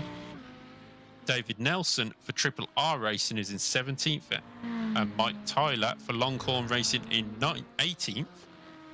Brian Schoon for Penguin RC Complex Simworks in 19th in class, ahead of David Slee for Can-Am Racing 2. Then the final two on the order, Igor Koz and Juan Martinez, FTR Racing Esports and Sim Racing GP PR Red, round out field. They are both in the pits at the moment, I think, repairing damage. So that is your 39 cars which are still in the running. We have 22 GT3s and 17 LMP2s. Thanks for that, Dave. Obviously, you can take a little bit of a breather by going through all of them drivers at the moment. Still the field, all the drivers that started this race are still going around, which is always great to see. You know, you're not always going to get that eureka moment where you're at the front of the grid and you get your first places. And as Dave said, these races are a marathon and certainly not a sprint. At the moment, see a little bit of an issue there from the hashtag racing lead at the moment, get caught up behind the car number 3 in front of him coming out of the bus stop, which would hinder him. And we can see that gap that hashtag racing gained in the pit stop getting slightly eroded with the VG Racing Esport Academy guys behind him, so only 0.7 of a second. But this back marker at the moment giving a little bit of issue to the hashtag racing GT3 lead at the moment of the Aaron Philbrick in the SMS Racing. So hopefully we'll see the leader go past here, come down, as we see Aaron pulling onto the inside to let the class leader through, but is losing time. So we will see the BMW and the Mercedes and the Lamborghini, as we do now, as literally, as I say that, they come back together and only 0.3 of a second behind him now, the VG Esports. So the hashtag racing team driven by Ivo Costa there, losing a lot of time to that back marker, and now we're back to status quo and having the VG Racing Esport Academy driver, obviously a change of positions, vice versa from the first stint, but literally joined together by less than half a second. So great bit of racing ahead of us here in the GT3 class, and it does seem that BMW is made up slightly, maybe with a less aero package than the Lamborghini in front of him. So it'll be interesting to see the next time they go down the Kemmel Straight whether that power of that BMW can get them past the Lamborghini there. But what we failed to mention, or we haven't looked at again, is Satellite Racing GT, who are currently your third place, only 2 seconds behind these guys fighting for first and second. Obviously we saw a drive-through penalty for the lone McLaren there in third place, but since then has sort of been on a charge and just been eating into the time of the front two in front of them. You know, considering that a pit lane start is probably round about at least 35 seconds just to drive through, has made up an exceptional amount of time in that McLaren. And something that we don't normally see in these races is the McLaren, so always good to see that it's getting a really good outing and getting an excellent run off the end of the bus stop and not getting hindered by that back marker there, the BMW. But really on a charge at the moment, the Satellite Racing GT 2.8 seconds behind the leader. Yeah, it's a stunning drive so far by Alex Gall.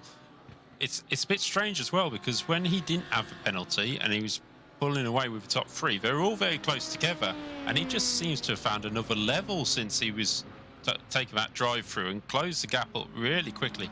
He saw an example of the dirty air up Eau Rouge there, had to take a slight run off. We do have a number of pit stoppers in the P2 field. Hashtag Racing has come out in second place. RD Sim Sports still owes a pit stop. Satellite Racing still in third place. Obstavan Racing Future is dropping down the order after they're still in the pits. They're just leaving now. They were running second beforehand, so they have lost quite a bit of time to Hashtag Racing now. So I'm not sure if there's a situation where Hashtag haven't changed drivers yet. Just having a look. Yes, Rui Cuero's still in the car, whereas Osborne have gone for Rafael Ruiz Munoz to swap the driver. So that is an interesting move, a change of strategy there, and that's why they were a little bit longer in the pits. Imperial Motorsport also pitted on that lap. Leg Down Racing, Craft Dinner, and Pneumatic Motorsports Orange are all in the pits, which has put Satellite Racing, David Williams, the championship leader, up into third place currently, and he is also putting on a charge. So it's quite interesting that while Hashtag are sort of leading both classes, Satellite Racing are really pushing hard, and I sort of make it the equivalent of when the hybrid rules come into F1 and Mercedes might have had to start at the back. The Satellite Racing team just seem to have that extra bit of pace coming through the field compared to other cars, and are really going to be challenging for both classes come the end of this race. Yeah, certainly are. After the two disappointing starts, obviously doing really well off the line, the both Satellite Racing, LMP2 and the GT3 cars, but one getting into an incident, one getting into having a penalty, put them a bit down the field. So it'd be interesting to see where they finish up, but certainly making a charge at the moment. The Satellite Racing LMP2 car goes into second place, about 17 seconds behind the Hashtag Racing 92 car. And in the GT3 class, you've got Hashtag Racing currently leading that out with VG Sports just behind him, as we've got a replay here of Aaron Philbrook. Where is he out on track? Coming down into the bus stop here. Has he overshot it? Yeah. Overshot it slightly there, a little bit too much. Lucky not to get a slowdown, because if you carry on and cut out that sausage curb, you get a rather hefty slowdown on there. But there's another penalty decision. Car 787, stern warning. Was that cutting? Yeah, I think what's happened is car 25 has got a drive-through penalty for avoidable contact with 787. So by the sounds of it, 787 may have spun, and the 25 may have ended up hitting them with them rolling back, maybe. I'm not sure. Maybe we might be able to pick that up on stream somewhere. But the two cut decisions coming up very early together. We might see it here. This is the 179 Zachary Sternhagen car, Team 38 Racing. Does he go straight on at the bus stop? Yeah, he does. Manages just to keep it onto the curb, and the Ghost Machine will carry on. But that was quite well saved by the driver of the 179 car. But here is the 721 now going straight on at Lecombe. The mistakes are starting to creep in. He uses the access road to rejoin the circuit. Can he do it carefully? Tommy Lee Cogan does so, and that's a lovely livery on that car. It is very nice, and exactly that. You're getting into the stage now where you've got them indecisions to make. Am I going to try and pass this GT3 car, or should I just stay behind him and do it? And we're seeing a few incidents, a few penalties given out by the live stewards for people being a little bit optimistic, just trying to make that position up. And sometimes there's no real need to do it, unless the driver that you're fighting off is right behind you. There's no real need. You work together with a GT3 car to try and limit the amount of time that you lose between the two, because obviously if you yeet up the inside, not only you offline, so you lose a lot of time there, the GT3 car behind you has to go out wide to try and avoid you. So it's beneficial to both drivers of the LMP and the GT3 to work together to make sure that the pass can be done at a safe opportunity, to both drivers don't lose too much time in their race, and real benefit to each one. I mean, this is one of the ideal passing places, is we're watching Pneumatic Blue Motorsports blue team do a nice job passing the Ferrari in P7 to as they come down to the source. So, you want to try to get them in them positions where there's going to be no ambiguity. You can pass the car nice and easy. If you're coming down, say, the Kemmel Straight, getting towards the ends of the GT3 car, and you decide, as we saw previously with, I think it was the purple team, the Pneumatic Motorsport purple team, getting into a slight contact with a GT3 car coming down the end of the Kemmel Straight, they're the sort of decisions you think, should I really have done that? And that's the thing that the stewards will be looking at, and obviously the things that could really put a damage to where you finish the race, because you can pick up damage in these cars by a slight little tap. Yeah, exactly, and you just don't, you don't want to cause much damage at all if you can get away with it, but even taking the curbs sometime too aggressively can cause a little bit of damage, and the tap will sort of not end your race but make you have to pit, as we now see Miguel Colon up behind the TPRT car 469. So this is over 8th place in class and 25th overall, and it's a close battle here between the Lamborghini and the Porsche. You'll get a good idea of the two different cars' strengths and weaknesses here. While the RD Sim Sports car is in the pits, that is the LMP 225 car coming in for its drive-through penalty, and he will drop down behind Racing Future and maybe Imperial. It just depends. I think they've just gone around La Source, and that's why the two swapped positions. Yeah, there you go. So that's why you saw them changing on the screen. But yeah, Satellite Racing LMP2 came out in 7th place after their second stop. So David Williams still in the car there. So they're certainly extending his stint. But Archie Convoy will be looking for a better stint later on by his teammate, because he still hasn't actually got out of the car. So he's extending the first driver stint, shall we say, in this race. So currently we've got the leader. Leif Peterson from Imperial Motorsports is still in the car. He started the race as well. So quite a few going really deep into this race before swapping over to their co-drivers. Definitely, and I wonder if we could just get an onboard shot of the Satellite Racing GT team, who are right behind the VG Racing Esport Academy team, only half a second. So they've clawed up even more time on the VG Racing Esports team. Academy team there in the GT3 class, so only 0.3 of a second. So I was wondering if we could get on board with the GT3 third place at the moment, Luis, and just watch this battle unfold. So the BMW in front, who was behind the Hashtag Racing team, have currently dropped back 2.93 seconds behind the Hashtag Racing team, and what it's done is put them now into the clutches of the Satellite Racing GT, driven exceptionally well by Alex Gall at the moment. Still hasn't changed over, hasn't changed the tyres, which has obviously gained him the time and moved him up after he had a drive-through penalty at the start of the race. But right now on the back of the BMW in front of him, and just lining him up for trying an opportunity, and we might see a move here going into the bus stop, getting right onto the back of the BMW.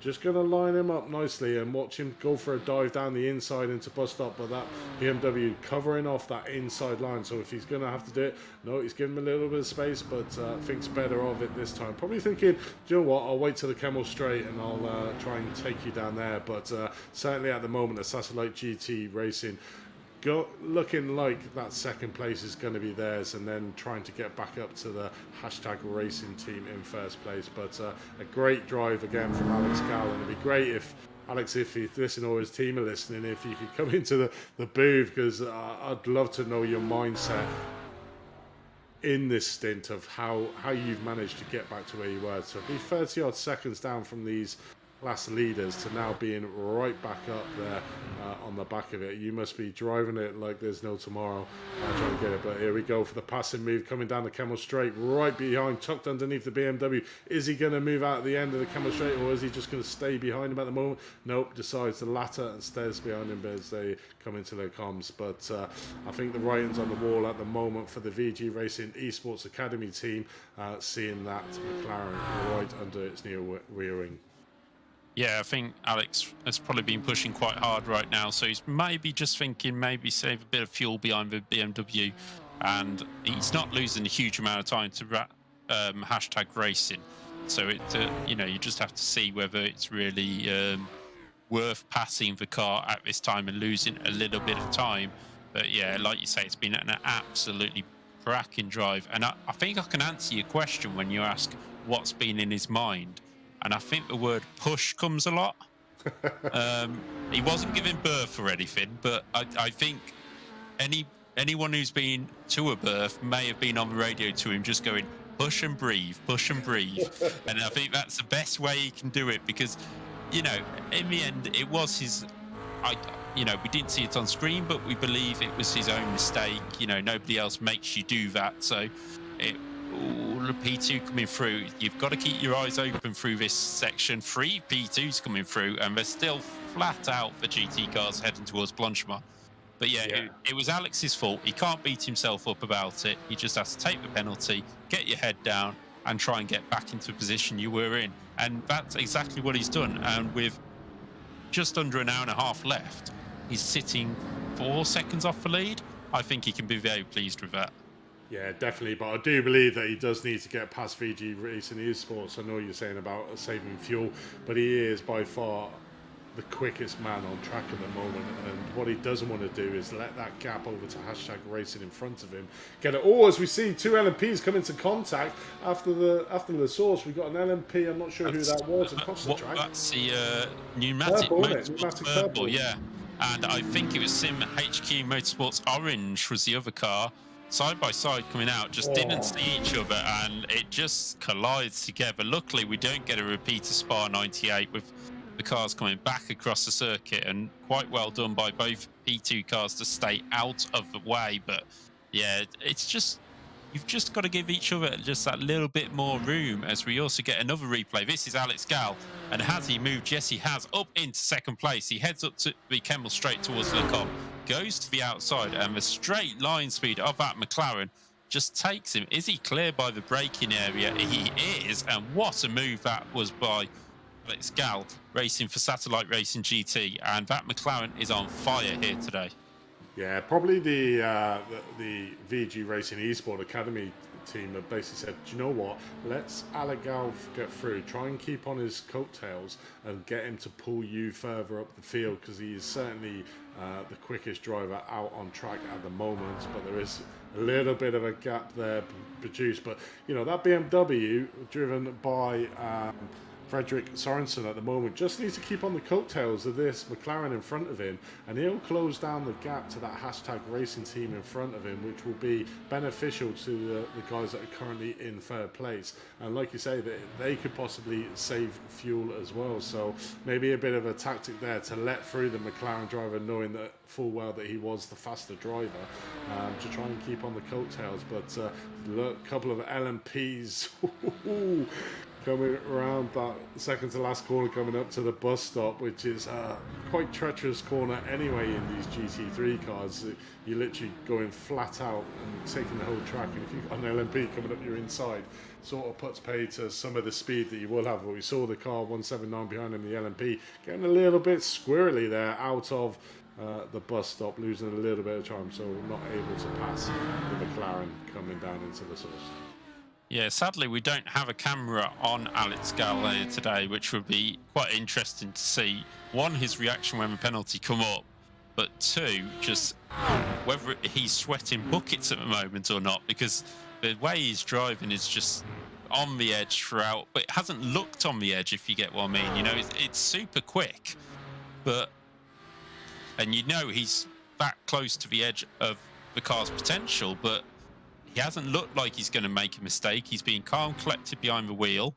He's made the moves when he needs to make the moves, and he is now only 2.8 seconds off the lead of this race.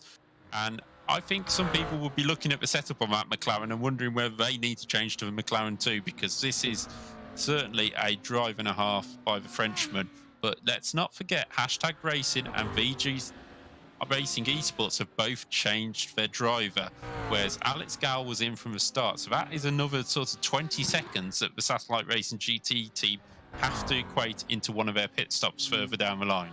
Yeah, we saw in the timing overlay there that obviously the last lap he lost 0.8 of a second, and that's probably the green light for the Alex Gal to make the move, because he didn't want to lose too much more time over the hashtag racing team. We could see him the previous laps just gaining a couple of attempts here per lap over the current leaders in the GT3, but that last lap 0.8 of a second down, maybe due to a lot of LMP2 involvement around the battle as he was fighting with the VG Racing eSport guys, but certainly now deciding we can see him in the same picture now just behind the Lamborghini that we're currently watching of Ivo Costa, currently leading the GT3 class in hashtag racing. You can see the McLaren there just in the background, you know, ever close in, just getting closer. It's a bit like Jaws music coming on is in my head at the moment, watching this McLaren just closing up on the back of this Lamborghini.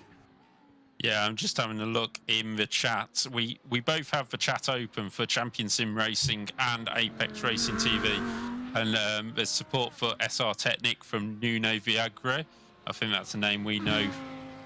I recognise it from the GT Pro Series, I think. Yeah, I do. So, yeah, great to see Nuno in the chat here. And Mo Money is an IMSA team member here.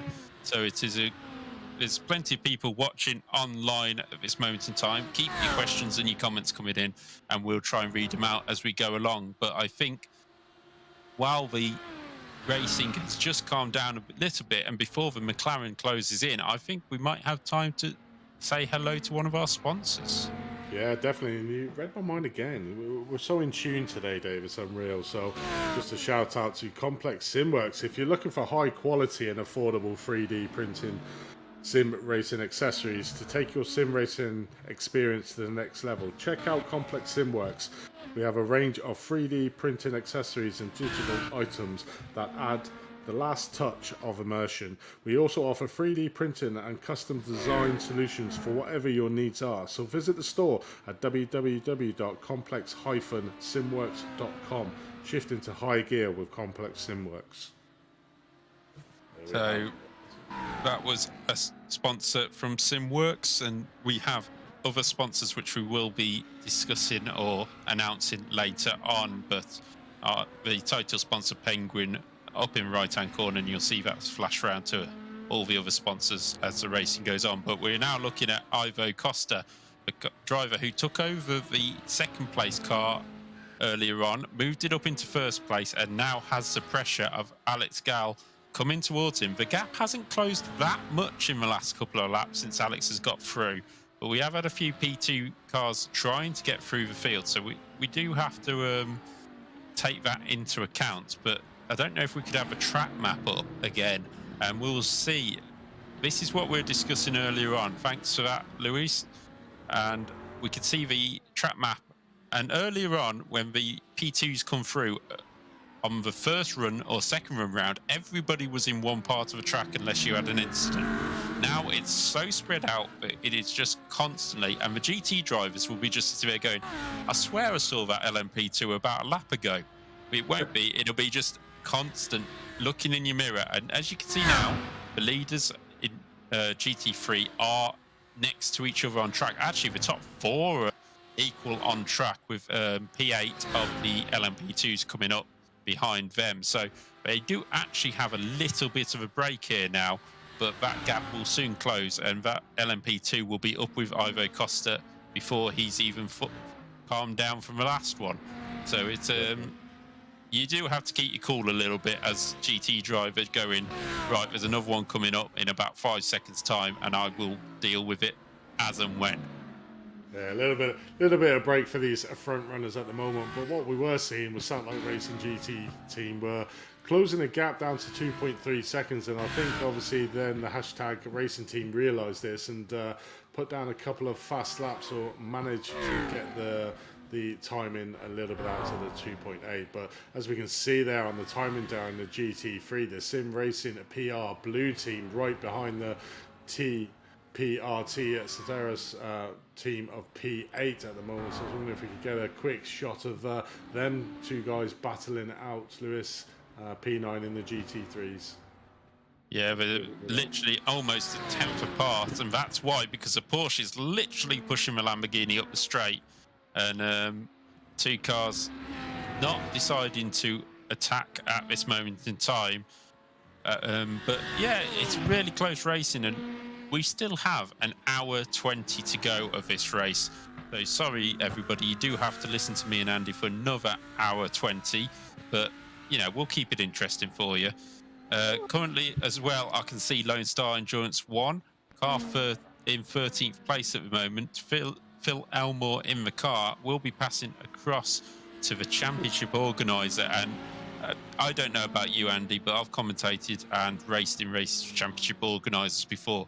And it is quite interesting to see how they drive, because some do change their driving style because they have to be, I'm not going to say they're dirty drivers, but they have to be that much cleaner as well, because they will seriously get some stick if they end up ruining somebody's race.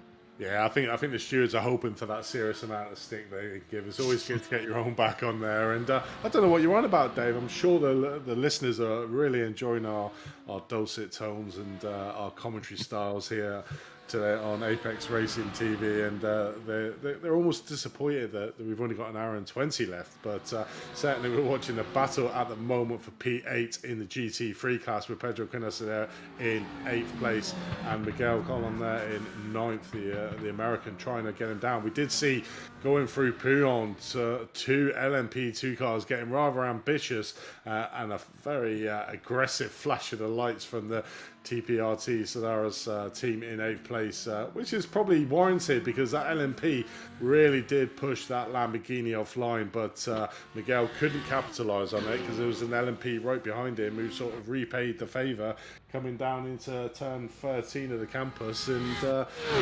couldn't capitalise on that push out really of the car in front. So these two cars still joined together, 0.3 of a second again. So we'll come down to Kemmel Straight again to see if the Porsche can get right onto the back end of the Lamborghini to make the push. And at the moment, not quite being able to do, as you see the Porsche just slightly backing off, coming down into Le Combs. But that Porsche not notoriously fast in a straight line, but is exceptionally well under braking and out of corners. So again, you know, you would expect the Lamborghini to maybe keep its lead or extend it slightly through this part of the section of track, but then the Porsche coming into its own as soon as they get past Pouillon with the tight corners that they have to do. So we'll see if the Porsche driver there of the Sim Racing PR Blue team are able to overcome the Lamborghini, the rather brightly coloured Lamborghini, I must say, in front of him. But do love the liveries that we do have here in this series. There are some fantastic ones out there on track.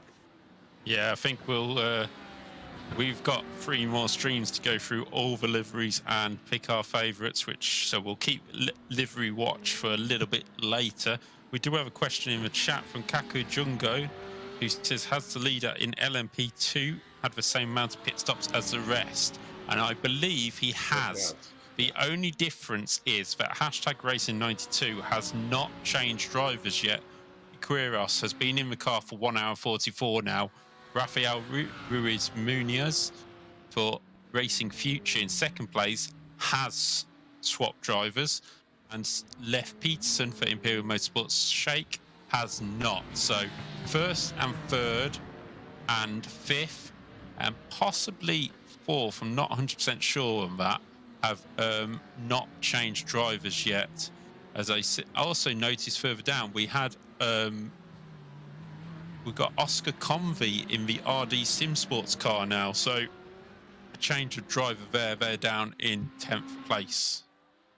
Yeah, definitely. I mean, he's got a commanding lead at the moment as the hashtag Racing 92 driver. As we say that, he jumps into the pit, so it's probably looking at 2 people doing this race, which is an ideal opportunity now to swap over the drivers. Got a 57-second gap lead, so we should see a change of driver, and it looks like the hashtag Racing 92 team are going with a 2-team lineup for this race here at Spa. So we'll be able to tell you that shortly once that car gets into its pit box. But it seems like an eternity, it must be, in these cars going right past the GP pits and coming down and making sure you don't hit the wall, because that corner that we just watched on screen there is really tight in these cars, and we've seen in the past a few drivers hit into the wall going around there, and that's certainly something you don't want to do. But we watched the hashtag Racing 92 driver coming in for his third pit stop of this 3-hour race, and probably see a tyre change with a driver change this time round. Yeah, I'd suspect a tyre change. Whether they may have already done one, I don't know, but I suspect there'll be a driver change this time by Ruquera still sitting in the car. You won't see it change. Yes, it does change on the timing screen. So Pedro de Salza gets into the car for hashtag Racing 92, and that will cost the team about another 20 seconds on the pit stop that they wouldn't change drivers on. So they do lose the lead of the race, because that shows you how long that pit lane is. They only just managed to change drivers, and that 50-second lead is gone. So that time on the limiter is huge in these LMP2 cars. Not so much in the GT cars, obviously, because they're not traveling as quickly down the straight. But speaking of the GT cars, this is the leader of the race coming up behind Alex Gal, who's second in GT3, and that gap has still stabilized about 2.5 seconds. So Alex Gal either hasn't got the pace to push on in this, or Ivo Costa has decided he's going to speed up a bit, because Alex Gal got past Frederick Sorensen. He's pulled away from him, but not been able to close that gap on the leader. No, definitely not. And yeah, I mean, he's been in the seat now for an hour and 47 minutes. It's coming to the end. We should start seeing the GT3 cars coming in within the next 10 to 15 minutes for their second round of stops, and I'm pretty sure that we will see Alex giving up the chair to somebody else. But it'll be interesting to see if that second driver within that Satellite Racing GT team trying to get up and overtake the current GT3 front runners of hashtag Racing team. So only 2 point, but as you can see there, I mean, that is a classic example. 1.3 seconds, so near enough 0.9 of a second loss, because the LMP that we just saw go past hashtag Racing coming out of the bottom section of turn 16 after the corner, just really putting the Lamborghini driver off track and just lost an absolute mountain of time there. And you can see now they're both within the same team, so that McLaren now has been given an extra boost that can see the first place car right in front of him. So it's going to be interesting now what happens in this next couple of laps if Alex pushes on to try and take the lead back in this race. Yeah, you'll probably see the GT3 cars pitted in another 12 minutes or so. The LMP2s having their third stops around about now. It just shows you, though, how much fuel can be saved by a driver, because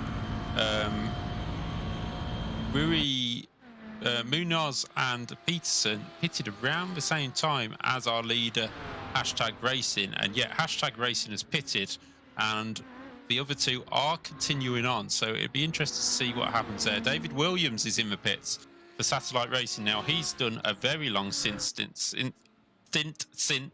we'll get there. Stint since the start of the race, and he is in for the championship leaders, who worked their way up to 6th place so far. But obviously they're looking to try and get somewhere near the podium if they can. So let's see what their next driver can do, because David Williams will probably be out the car this time by. I don't know if they've got fair share in this race for the drivers. I believe they might do. So you can't have one driver doing 2 hours 59 and then pitting and putting another driver in. So David Williams comes into the pits, and let's see if he changes driver. LMP field right down the end of the pit lane. Absolute age down that hill. And we see him pull it into the pits. And do they change drivers? Yes, they do. Paul Darling jumps into the car. So Paul Darling will take this car probably to the end of the race as a 2-driver effort. And let's see if the winners from Daytona can get anywhere near the front this time by. Yeah, so it's the same 2 drivers that won the previous round in round 1, and we see there they're obviously deciding to take tyres as well, which is a good choice when you do change drivers. If you do change drivers, obviously it doesn't let you do anything for around about 30 seconds to try and simulate the fact that drivers are changing over. So the car locked out for 30 seconds, so it makes sense to change tyres on there. But that pretty much the last time that we'll see Paul Darling changing tyres in this LMP2 car. But currently down in P10th and got a lot of ground to try and make up, but these two guys obviously had a sterling first round, so they've definitely got speed in the car, so it would be interesting to see. So as we see there, just losing another position trying to get down the end of the Kemmel Straight. So WCD Resistance Sport in 10th place, just managing to get past Satellite Racing there for position on track in P10. So see later on in the race how Paul manages to get on with that Sim Racing LMP2 car. But out the front at the moment, we got our Arcidian Racing Future, driven by Rafael Muniz in the front of the P1, but does owe a pit stop. So the hashtag Racing 92 car has pitted 3 times. Currently the leader needs to pit, as well as second. Third place has just gone into fourth place, has just gone into the pits at the moment, as well as We Too Fast Racing. So only first and third currently need to pit in the top 5. Yeah, there's a change of driver. Christopher Paz jumps into the Imperial Motorsports shake car, and Francois Brou for We Too Fast Racing stays in his car. So those two drivers will probably come out quite close together, because obviously Francois Brou will not have such a long stop, and he actually passes Christopher Paz in the pits. So that is a move, but they have both fallen behind Angel Lesma for Leg Down Racing 76, who is up into 4th place. So yeah, it's a really weird pit exit as well, because not only do you have to try and keep it within the lines and make sure you don't lose time, but as you come up over Radion, you do not know if a car's going to lose control. So you're out there on that left-hand side of the circuit as we viewed it, not knowing where cars are to rejoin, and it's really crucial that your spotter is on fire at that point, because that is straight onto the racing line. Yeah, definitely is, and that's the thing with these cars. Certainly when you're trying to do the draft, trying to get the maximum amount of speed you want on it, it's probably worse trying to follow an LMP2 car with another LMP2 car, because like you were mentioning before, the dirty air, these LMP2 cars really strive when they're out in free air on their own, and sometimes can get a little bit twitchy when you're chasing another LMP2 car in front of you. So and that's why you see a lot of the LMP2 cars getting out of the draft of the car in front, just to try and get that clean air going over their car, because the mechanical grip on these cars is quite good on the LMP, but the aero package, as you can see on the car, is not the best under the LMPs compared to, say, the GT3s or GTE cars. So very much a lot of mechanical downforce in these LMPs as compared to the sort of the aero. But still see Paul Darling here chasing around the WCD Resistance driver in front of him, using every inch of the track he can do to try and make sure that he can stay with him to try and make that passing move. Yeah, just looking in the GT3 battle, Satellite Racing GT are 1.3 seconds away from hashtag Racing now, so that gap has closed dramatically on the last lap. It's sort of fluctuated a bit, so I don't know if there's some traffic involved in all of that. Hashtag Racing really getting under pressure from Satellite Racing GT as we look at Satellite Racing LMP2 trying to make this move on WCD. It's an important move. It gets them up into 9th place. Look at the traffic in front of them as they head down towards Eau Rouge. It's pin your throttle and hope the GT car sees you. Luckily they do. And what a little lift in. Oh, a little lift. Oh, ooh, contact. There's contact at the top, but I don't think it went off. I think it was the purple entry of Pneumatic Motorsports Purple on the right. Probably Tuxedo Racing on the left. I think I'm just taking a complete guess there, and who knows? I don't know if we could get a TV view of that. But here we go down the hill. So that was Skirkovny getting stuck behind a P2. He goes right. Somebody else goes left. It was the purple car on the left, and then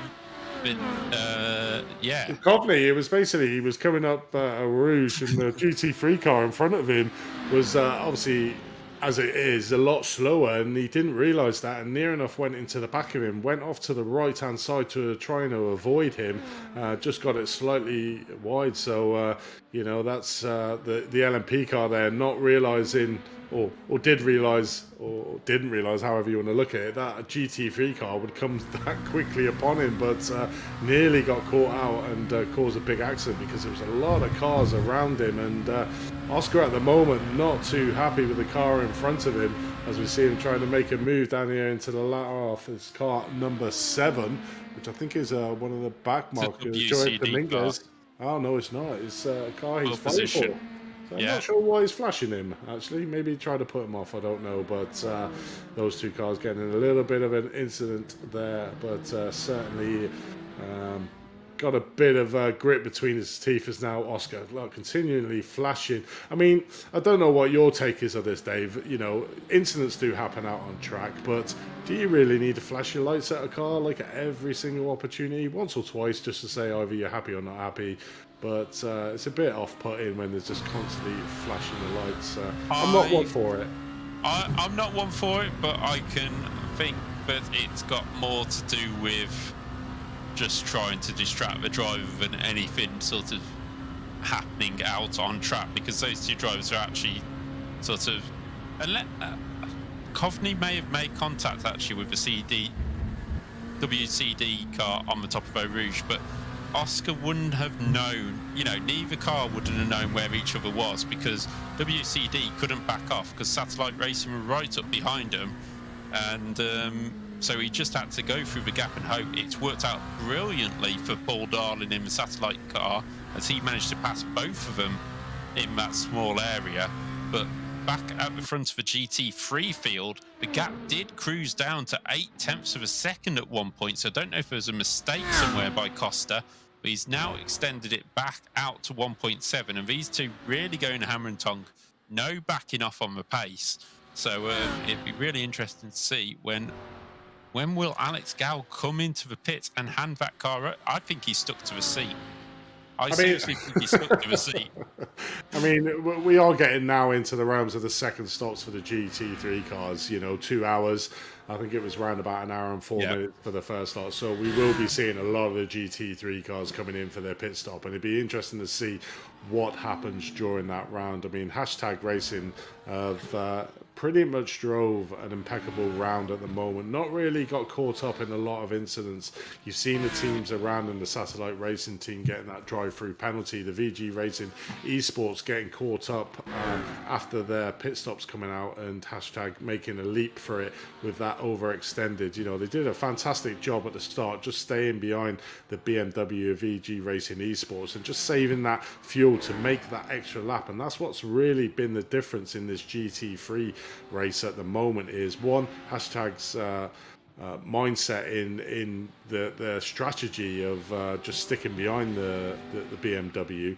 The BMW unfortunately getting caught up in the traffic coming out of the pits that was enabled the Lamborghini to leapfrog them by a considerable margin, and then obviously Satellite Racing GT getting that drive-through penalty at the start. So at the moment, you know, Hashtag Racing is getting all the luck in this race, in this GT3, but that Satellite Racing GT car has drove it impeccably after his drive-through penalty, and I mean, wow, he's just taking chunks out of the GT field. But at the moment, Hashtag Racing still leading the GT3 class here at Spa, currently 2 hours into a 3-hour race, only 1 hour left. Yeah, I was just actually looking at the lead of LMP2. Obston Racing Future still owe us a pit stop. They're stretching this stint out really nicely. D'Souza and Hashtag Racing pitted on lap 50. We're now on lap 57, and I don't think there was that much difference in their lap times before, in their stint lengths before. I think everybody sort of pitted around 2 or 3 laps apart from each other. So a great job by the Racing Future car to get that little bit further on the fuel mileage. Pneumatic Motorsports Blue, car number 4, and Leg Down Racing 76 are in the pits. And there is Upton finally in the pits. Munoz bringing the car in, 44 seconds in the lead, but stretching the fuel that much further that it will actually make a difference on the final stop. Tell you what I found strange with that fuel calculator there was hashtag Racing 2 only had a 12 lap stint on their last race. I'm not sure why that was. I mean, you can see there the average is around about 19 laps for a stint, which is what you would expect these cars to be doing. But you can see some different strategy here. Darlin, we understand, obviously came in with a bit of a damage at the front, but then has done a real short stint there. So I think that just shows the two driver strategies there for P2 and P7 at the moment, taking their third stint a lot less than what is to be expected. So it'd be interesting to see at the end of the race whose strategy wins out on top. Yeah, it would explain the massive lead hashtag had when they came into the pits. They had about 57 seconds, and I wonder, it's been mentioned in the chat here by Antonio Rodriguez, that hashtag may have took, because the cars need a short last stint to make it to a flag. Have they moved that short stint into the race so that they pull away, get away from all the trouble, which they did by 57 seconds, but then they'll come back to the pack a little bit later on because they won't have that short stint where they've got the light car to push on. So, well, most teams will go full tank, full tank, full tank, full tank, and then at the end have a short tank. Maybe hashtag have put that into a race. Dave, just to quickly interrupt you there, Satellite GT Racing have come in the pits.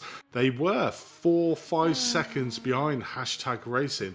Have they had an incident out on track? The car does look okay. I don't know if you're able to give us a replay, Lewis, but certainly Satellite Racing GT did lose a lot of time on that last lap to hashtag Racing. So whether it was an involvement with an LMP2 car got off track or something, but certainly lost around about 2-3 seconds on that last lap. And obviously, you can see a little bit of scuff marks down the left-hand side of that McLaren, but overall, it looks like it's in a decent place. So we should see Alex getting out of the car for a well-earned break. If he can get out. If he can get out and not glued in that seat and having a change of tyres. So it'd be interesting to see where they come out after this round of pit stops. Yeah, Liam Rance has just got in the car, so that is the end of the stint for Alex Gal. Car 14, drive-through penalty for avoidable contact on rejoining the circuit. Car 14 is the James Stacey Pneumatic Motorsports purple car. We've seen that car have a few incidents in this race, and it's yet another one there for the car 14. So they will have a drive-through penalty. Liam Rance has got into the Satellite Racing GT car. Now the question is, can Liam close that gap to the hashtag racing car later on in the race? Will we see them take tyres in this pit stop? We now switch to Ivo Costa, the leading GT car, who is pushing his way around. Now, is he? The other point is he going to put this Satellite Racing GT car a lap down as Satellite Racing fall behind mid-pack because of their driver change? There wasn't one for mid-pack, so Jose Ramirez stays in that car. Liam Rance will be heading out of the pits very shortly. Overtaking tyres as well on that McLaren. Not surprising, because Alex will have absolutely killed him if he hasn't, or if he, with the push through the field, if they hadn't changed them already. So we're just having a look. He joins the circuit, and there won't be quite a lap down, but that is a huge margin to try and close up. But you never know. And hashtag pitted on lap 28 last, so they owe us a pit stop compared to the Satellite GT cars. Definitely, and Liam Rance there is a new driver for this season into the car. Obviously didn't drive in the first round, so it'll be interesting to see the pace of Liam around this Spa track compared to Alex. Obviously had an exceptional round, a couple of incidents for him, so bittersweet I think for Alex overall, but has put Liam in a good fighting position for that podium place due in the GT3 class at the end of this race, as we see VG Racing Esports Academy go in for their second pit at the moment. So it'll be interesting to see if they swap around drivers or keep the driver, and whether Satellite Racing GT and TPRT mid-pack can overtake them in the pit stop. So 1 minute 29 down is TPRT mid-pack, so should leapfrog the VG Racing Esports in this pit stop round. So it's interesting, isn't it? These pit stops really play a big part in these races, and a lot of the races can be won or lost with the strategies that the teams go into the pits with. Exactly, and these teams will have worked out their strategy long before this race started and had a couple of strategies in mind and then adapt them depending how the race gets on. As you see Ramirez coming down into a bus stop chicane in that Hawaiian style Lamborghini. I'm sure I've got a shirt with that print on somewhere. But he continues round and will move up into second place very, very shortly.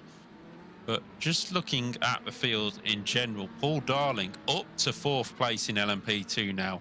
So that is a cracking drive by Satellite Racing, because I've got to be honest, like coming through the field with the GT cars like Alex did, I'm not going to say it's easy. It's obviously not. But if you've got the pace in the GT cars, you've normally got a pace advantage. With LMPs, there's a lot of downforce there, so it's hard to find the areas to gain the time. That's what I'm trying to say. We'll get there in the end. But yeah, there's a lot of downforce, so going through the fast corners, it's harder to gain the time that you might gain if you're a GT car. So that is a great job by both Satellite cars, as we now see Hashtag Racing in the pits in P2. Ivo Costa has brought the car in, and for the second stop, will there be a driver change in this one? He did get into the car last time, but I don't see why you'd do 2 driver changes if you're going to lose an extra half a minute, but we'll see. As Frederick Simonson is back out and he's ahead of mid-pack, so that 2 very brightly coloured cars there, but they have pushed forward and VG Racing Esports has moved back into second place, but I believe they do owe us a pit stop along the way. Yeah, I think TLPT have stopped. Let me just confirm that. Oh no, they have stopped twice, so they are where they should be. Obviously, as we saw there, VG Racing Esports didn't change the drivers, so Frederick is going for his second stint out here, and obviously clearly didn't take tyres, because that was a relatively quick pit stop for the VG Racing Esports team. Overall, round about the same as normal cars for taking fuel only, but yeah, still manages to keep the BMW currently in second place at the moment, behind the Hashtag Racing team at the moment, but they are at pit exit at the moment, so it'll be interesting to see on the next lap if any time has been gained or lost within the pit stop. But that TPRT mid-pack team doing well, and obviously now got an opportunity to try and get that second place from the VG Racing Esports Academy team. So it's going to be an interesting couple of laps to see what happens with that battle, as well as obviously Satellite Racing GT, although 16 seconds off the pace, has got a lot of ground to make up, does Liam, in that car, but we'll see his pace, see how competitive he is compared to Alex, and whether he can claw down that gap. But yeah, it's all happening at the moment in the GT3 class, and as we've got to the hour mark again, I don't know if you want to run us through the LMP2s. I won't give you the monotony of doing both. I'll do the GT3s, mate. You can do the LMP2s. Well, I was just going to mention very quickly that Hashtag have changed their driver again. So they've gone for a 3-driver strategy. So that they're still that far ahead is quite impressive. But into LMP2s, we have Hashtag Racing 92, who lead the way by 41 seconds. Pedro de Souza now in the car till the end of the race, ahead of Osbodon Racing Future. The car 13 having a good run here. Very good on fuel as well for Munoz. So that car will come into effect later on in this race. Imperial Motorsports Shake round out the podium at the moment with 3rd place. Christopher Paez in the car, driving well at the moment. He's recently got into there. Satellite Racing, LMP2. The championship leaders, Paul Darling, are coming back through the field after a drive-through early... an early pit stop for repairs it was the other satellite car that had the drive-through. So Satellite Racing, Paul Darling, pushing on to try and score as many points for the championship leader, only 10 seconds off that podium position. 5th place, Pneumatic Motorsports Blue. They've been driving well all day. Jason Lundy still in the car, and he has been keeping it clean and consistent ahead of RD Sim Sports, who now have Oscar Company in the car. They've had a couple of incidents along the way, near misses, so they are trying to recover from them. Up in 6th place, we're running 3rd early on in this race. Jack Chrissy for We Too Fast Racing are 7th in the 69 car, ahead of Hector Alves for TPRT Leg Down Racing 76. John Taylor Tammy for Pneumatic Motorsports Orange is in 9th, ahead of Tommy Lee Cogan in Craft Dinner Racing, who have been around about the bottom end of the top 10 all day long. They're just ahead of WCD Resistance, who we saw fighting with the Satellite Racing earlier on in the race, but Jose Dominguez trying to push that WCD car into the top 10. Had a couple of incidents, got in a couple of scruffs with a couple of cars, but nothing too dramatic, and they will be looking for that top 10, which is just down the road. Pneumatic Motorsports Purple, driven by James Stacey. That's another car which has had its fair share of adventures here today at Spa, but still running in 12th place ahead of GITM Racing. The 179 is driven by Zachary Sternhagen at this moment in time, and is running at a decent pace as a pretty quick fastest lap as well. And they are just ahead of the 14th place car of Nick Kuhn for Blue Shell Racing LMP2, and they are just pushing along quite nicely up 2 positions from their start position. Douglas Hines is in 15th for Tuxedo Racing. They had an early incident with another P2 car, and they have been playing catch-up ever since, but they are back into the top 15 ahead of Paul Hale in 16th for Sim HQ Motorsports Orange. And the final LMP2 car is 17th for Paul Seymour for TSE Coney Racing. So moving over to your GT3 class, we got the hashtag racing team currently leading that one out, with Flavio at the helm of that car. Obviously just got into the driver's seat, so we'll see his race pace in a couple of laps time.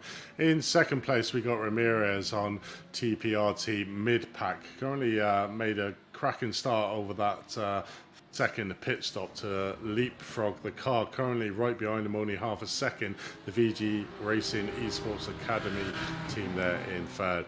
4th place, we've got Satellite Racing GT, an excellent comeback after an earlier drive-through penalty for them. So on road recovery for Satellite Racing GT car, and currently have Liam at the helm of that car after a great stint from Alex Gull. In 5th place, we've got Divine Win, currently 19 seconds back from the Satellite Racing GT car, the 777 BMW there in 5th place, with Sim Racing PR Blue behind them in 6th. 19 seconds behind them, so 5th and 6th pretty much 19 seconds behind each other, and behind the 4th place. In 7th place, you got SR Technics CMS Racing, 3 seconds behind 6th place at the moment, so trying to make a late lunge in this race in the Lamborghini. CMHQ Motorsport White currently in P8th. TRPT Solaris in P9th, only 0.6 of a second behind the CMHQ Motorsport White, so a battle will be ensuing between them two, and I'm pretty sure that those two have been drawing together the majority of the race. E10, we got Sim Republic in the Porsche of car 114, with Can-Am Racing in 11th place, about 3 seconds just behind, so can see him in the picture, and we'll be trying to track down the Sim Republic 10th driver. Lone Star Endurance 1 currently there in 12th place, a little bit in no man's land for the car in front, 48 seconds behind the Can-Am Racing team in 11th. Team Break Fade there in 13th, 2 seconds behind the Lone Star Endurance 1 team, and Doodle Motorsports in 14th, currently in a world of his own at the moment, quite far behind 13th, but only at 1.6 seconds ahead of SMS Racing, who are currently battling him out on track there for P15th. In P16, we've got Triple R Racing out there, about half a second behind the Penguin RC Complex Simwork car, who's battling it quite hard. So we've just seen a change of position between them two guys in P16 and P17, so battling it out on track are them guys. In P18, we've got Wild Juice Racecraft, currently 11 seconds behind the Triple R Racing car of the 17th place. Can-Am Racing 2 in P19th. Bit of a no man's land for Can-Am Racing 2, so just got to keep it consistent down there in P19th in class. P20th in class is Longhorn Racing, currently 1 lap down from the leader, and just basically sticking into this race to the end.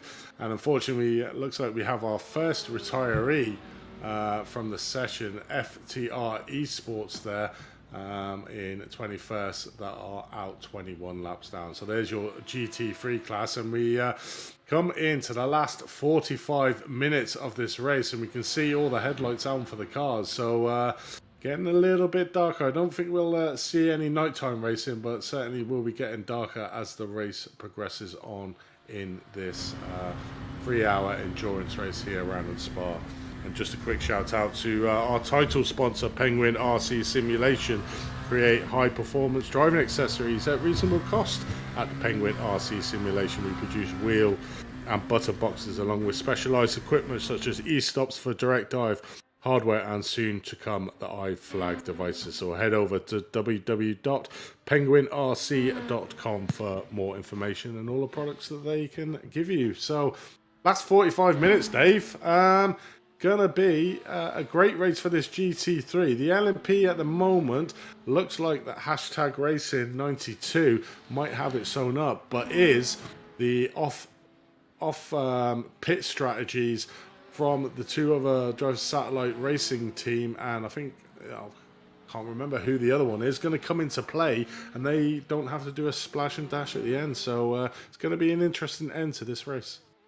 Yeah, it's going to be a very interesting end to this race. In a 3-hour endurance, you're sitting there, and we discussed this for the Daytona 24 hours. The first 23 hours is just making it to the last hour.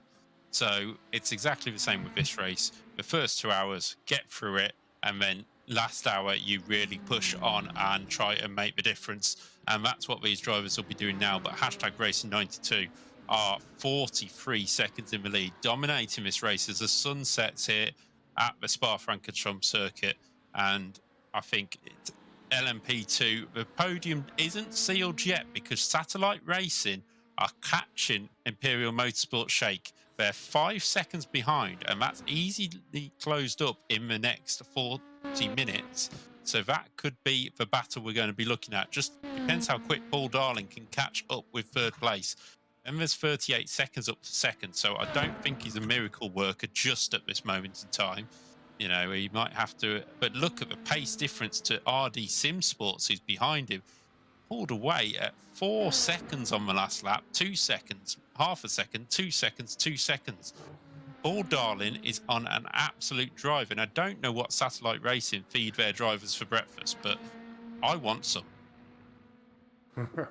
Yeah, definitely. I mean, there is a big gap between first, second, and third in the LMP2 class. So only 4 seconds behind the Imperial Motorsports Shake team in third. So certainly got him within his sights.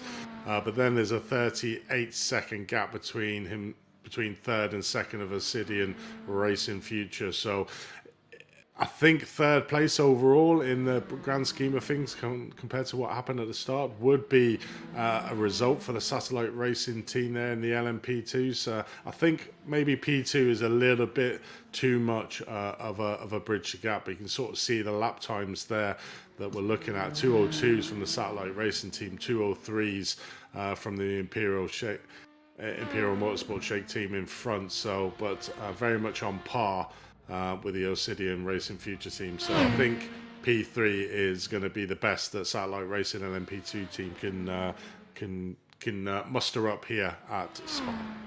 Yeah, we've got to a happy hour stage of the sun setting, and Satellite Racing team have just popped in a 2-minute 2.0, the fastest lap of the race so far, I believe, and so close to that 2-minute 1 barrier. So that will be interesting to see if anybody can break that in the P2 class. Obviously, if they break it in the GT class, we need to check out their car. But currently, we have Odeon Racing Future. Are they in pits? They need to drop down the time screen. All of a sudden, what has happened to Rafael Ruiz Munoz? Car from second place in the race, coming through Pouon here, and does it just brake on him? He gets up behind the BMW. And he hits the BMW, and he's straight on and into the wall and rolls at the Fania chicane. He comes back onto his roof, but obviously repairs needed. Decides, I think he decides to jump to the pits, but that is Rafael Ruiz Munoz and Obsidian Racing Future into the pit with repairs to go. Hopefully he's still got his fast repair and can rejoin the race pretty quickly, but that has dropped him out of second place, and it is really challenge over for that team. Yeah, I mean, wow. We were just saying there that as long as they kept it quite clean, then the front two in the LMP2 classes would stay where they are. And, I'd hate to think it was commentator curse there, but, it's Obsidian, my curse. All right, I'll take the blame on that. I've got big shoulders, Dave. Coming out of Pouon, the GT3 car in front of him and literally just hit into the back of him. I mean, it's hard to say, is that his mistake? He should have broke or tried to swerve out of the way of the BMW driver. I don't know, but that's pretty much put paid to his lap. Even if he does has his fast repair, he's still got that dreaded tow back to the pit lane, which is going to put him well down the orders, and we'll see him dropping down, to mid to backpack. So a bad end to the Obsidian team drivers at the moment, but we'll see what happens. All's not lost at the moment. Currently showing him in P14th. So it's whether he's already used that fast repair, because if he hasn't, then we won't be seeing him coming back out to the race, because that was some extensive damage, certainly getting flipped. But we're watching here, we Too Fast Racing certainly were. We Too Fast Racing there, easily getting past the car 25, which RD Sim Sports, the fourth place. Yeah, so literally just breezing past him there. I'm not sure how he got that overspeed there. I don't know. It's very strange. Possibly just a run off Eau Rouge. I did notice the white BMW that was involved in the Racing Future accident coming back out of the pits. So they did have their fast repair or decided to get into the pits, see what the repairs were, and just live with what they've got. So they continued on. In terms of that incident, I think the BMW pretty much showed where he was going to stay in terms of the circuit, and the P2 may have just misjudged it and thought he was going to leave the inside line open. But yeah, if I was a P2 sitting second, I would have took that a little bit more cautiously, but I can certainly understand how it's happened. Definitely. But a bit of controversy and a bit of incidents at the end of this one for the Obsidian team racing. It looks like they are still in the pits, and they may have already used up that fast repair there as we watch RD Simsport probably doing it right, just getting off the power, letting that GT3 car pass on the corner and then bending it up. But we see him here going into the pits. Is this going to be his fourth? Yep, this is his fourth stop at the moment, and this should be his last. So it looks like the guys that are on the normal pit strategies may have win out here, because we've got 36 minutes left of this race, and that's pretty much the time for a full tank of fuel. Yeah, he will be in the pits this time. There's Pedro de Souza heading round. I mean, you just don't know who might have fueled for what amount of time, but Satellite Racing 1 second behind Imperial Motorsports Shake, who found themselves into second place due to that incident for the Obsidian Racing Future car. So Satellite Racing about to move back into second place, where they were when they first had the, well, actually they haven't been as high as third in this race. They started third, dropped back early on the first lap, but now you can see the distance between the two cars. Satellite Racing showing how it should be done, lapping a car out of Pouon there, as RD Sim Sports is looking to move out of the pits very soon. Christopher Payas here for Imperial Motorsports Shake, making his way through the traffic very comfortably indeed. You can see the pit strategy for the third place Darling car A little short stint at the start, came in for damage, had 19, 11, 16 laps. So they will owe us a pit stop in the next 3 laps or so. They took that short stint in the middle, as well as the leader, who did 12 laps. So, yeah, they should be looking at a full tank to the end. But we have 68 drive-through for avoidable contact on the 78. 68 being the Satellite Racing GT car that may have been why they called were that 2 seconds lap. So yeah, they've been penalised twice now in this race for a drive-through. And I was wondering a couple of laps back when he came into the pits there, Dave, you know, how he got 3 seconds back from hashtag racing team. And well, the answer has been told for us. Clearly there was contact with another car. So a drive-through penalty there for Satellite Racing GT car, and that will lose him probably 2 or 3 places. He may be coming out in 8th or 9th place. I think that was contact with the 78, wasn't it? Which would be the Lone Star Endurance 1 car, which I don't know if we can get up on screen, but it is our series organiser, David Anderson, now in the car.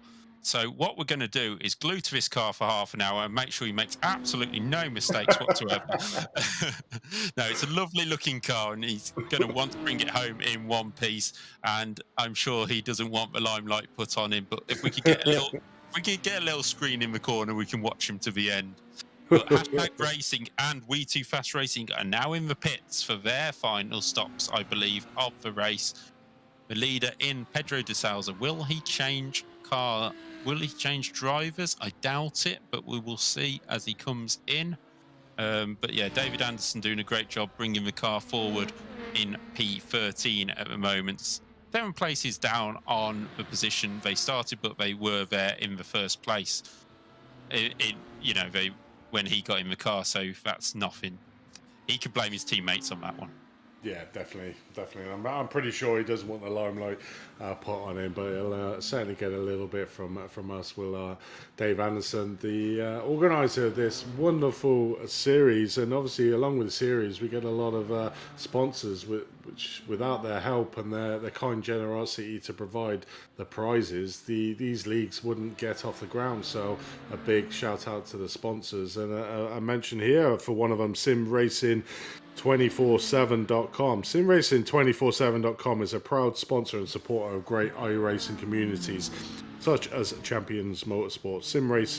SimRacing247.com covers many interesting factors in the sim racing community where everyone is welcome. Our support shines through from the grassroots right through to the top tier races in sim racing generally. Head over to simracing247.com to find out more what they can do. So yeah, there's always a valuable part to these leagues are the sponsors, Dave, and some of the prizes for this are phenomenal. So a big shout out and a big thank you to all of the 4 sponsors for this championship. Yeah, it's always great to have sponsors on board. And just looking now, we have Satellite Racing and Imperial Motorsports in close together. It's Satellite Racing almost pushing Imperial down the pit lane. We've had a pit stop for Satellite Racing GT, who have done their drive-through penalty and are only 4 seconds off 4th place. So certainly can close that gap down. But it's race on pit lane for these 2 cars. Will either of them take the tyres? Can't see any of yet. No change to driver for either. So it is a race of a pit stop. Christopher Paz out and hasn't took tyres. It sounds like, yes, Satellite Racing also not taking the tyres. So both cars pushing to the end on this stint. Must have took fresh tyres last time round. And to be honest, I think Imperial have just gained a little bit of time on Satellite through them pit stops. Yeah, definitely. And obviously one car that still needs to pit is the Pneumatic Motorsport Blue that currently 2nd place in the LMP class, driven by Jason Lundy. They still have to pit for his 4th stop, so will drop down the order at the moment. So hashtag Racing92, currently your leader, and has led for the majority of this LMP2 race, a real quality drive there from the hashtag Racing 92 car, currently driven by Pedro de Souza in first place. After the round of the pit stops will be the Satellite Racing team should be in second place fighting, or shall I say Imperial Motorsports Shakedown team will be in second place fighting for it, with the Satellite Racing for Team 2. There you can see the pit stop. So Pneumatic Motorsport Blue, TPRT, Leg Down Racing 76, and We Too Fast Racing all owe us a pit stop. So we'll see where they shake down after that, but pretty sure the Imperial Motorsports will be second, followed by Satellite Racing LMP2 in third. But those two are very close out on track, so it's certainly going to be a sprint race now. 30 minutes left to the end of this race to see who can take that second place on the podium. Yeah, I'm just having a look very quickly at the GT field. Hashtag Racing 20 seconds in the lead from mid-pack, and they're 13 seconds ahead of VG Esports. Obviously, Satellite Racing GT have had to drop back due to that drive-through penalty, and that has really cost them today, having 2 drive-through penalties in the race. It's such a long pit lane, but you know, we're looking before when the P2 came in.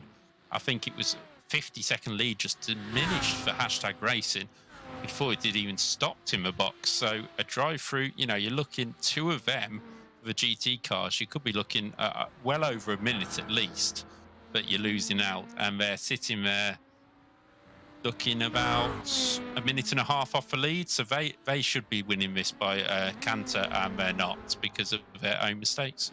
Yeah, and that's the thing with iRacing. You know, you can be the quickest driver out on track, but if you're not keeping it clean and you get involved in incidents, there's always opportunities for you to lose time there. So you can be the fastest driver out on track, but if you have two or more incidents in this, it can push you down the field, and that's exactly what we're seeing here from the Satellite Racing team, unfortunately getting pushed further down the field. But they're still in 5th place at the moment and still has an opportunity, only 5 seconds behind that 4th place. So even with that 2 stops, it's still good points opportunity for them on board. But we're currently watching Miguel Colon there in 4th place with the Sim Racing PR Blue, currently 49 seconds behind the 3rd place. So this is the car that the Satellite Racing GT of that McLaren will be trying to chase down. Currently 5 seconds adrift.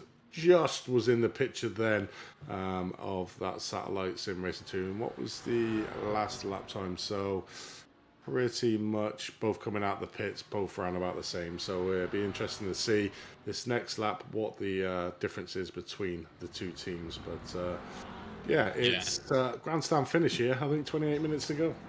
I was about to say, ignore that. He wasn't 40 seconds quicker on a lap. He had the drive-through penalty, so that's why that's up in that sort of order and people coming out of the pit. So it will settle down.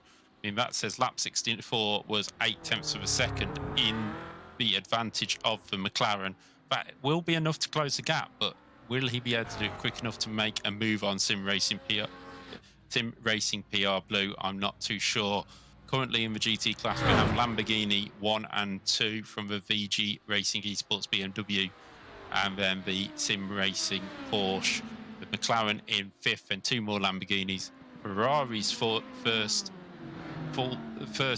appear in 8th place with Sim HQ Motorsport White, and then Sim Republic is a Porsche close, well, 41 seconds behind, but he's fighting off Can-Am Racing's Ferrari for that 9th place. So there's plenty of battles up and down the field at this moment in time, but out in front, hashtag Racing dominating both classes, 20 seconds in the GT class, and over well, because Pneumatic Motorsport Blue is in the pit, and that does not look like a normal pit stop because he's fallen straight back down to 10th place. Has he had to skip to pits? Pneumatic Motorsports Blue, the car number 4, does not look... I think it's been towed. I mean, he was due to come in for a pit stop. He was one of the ones owing us a pit stop, but we'll have a look here. Coming in with car number 243, the BMW. Has he run out of fuel? Or a hardware failure, I don't know. That looks either like a hardware failure, or the way he pulled up, I wonder if that car had been coughing.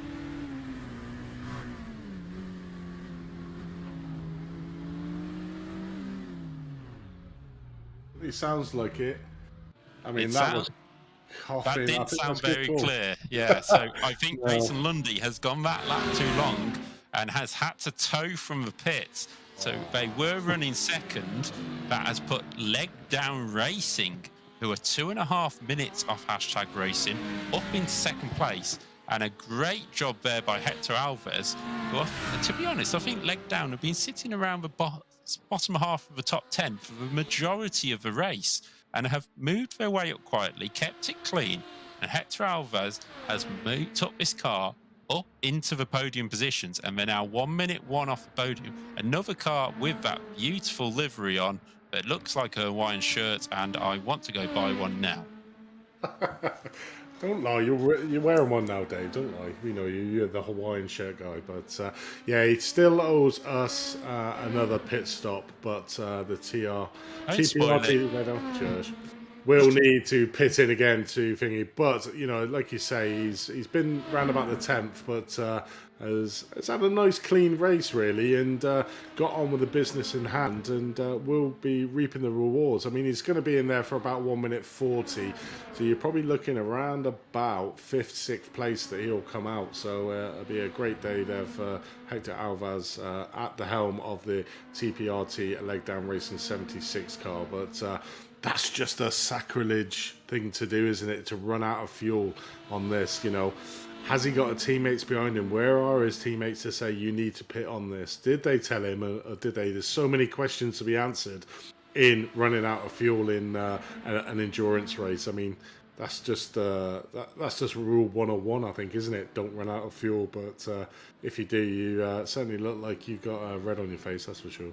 Yeah, I remember, I think it was David Coulthard in a press conference for Hungary 2007, where McLaren obviously had various issues with Hamilton and Alonso.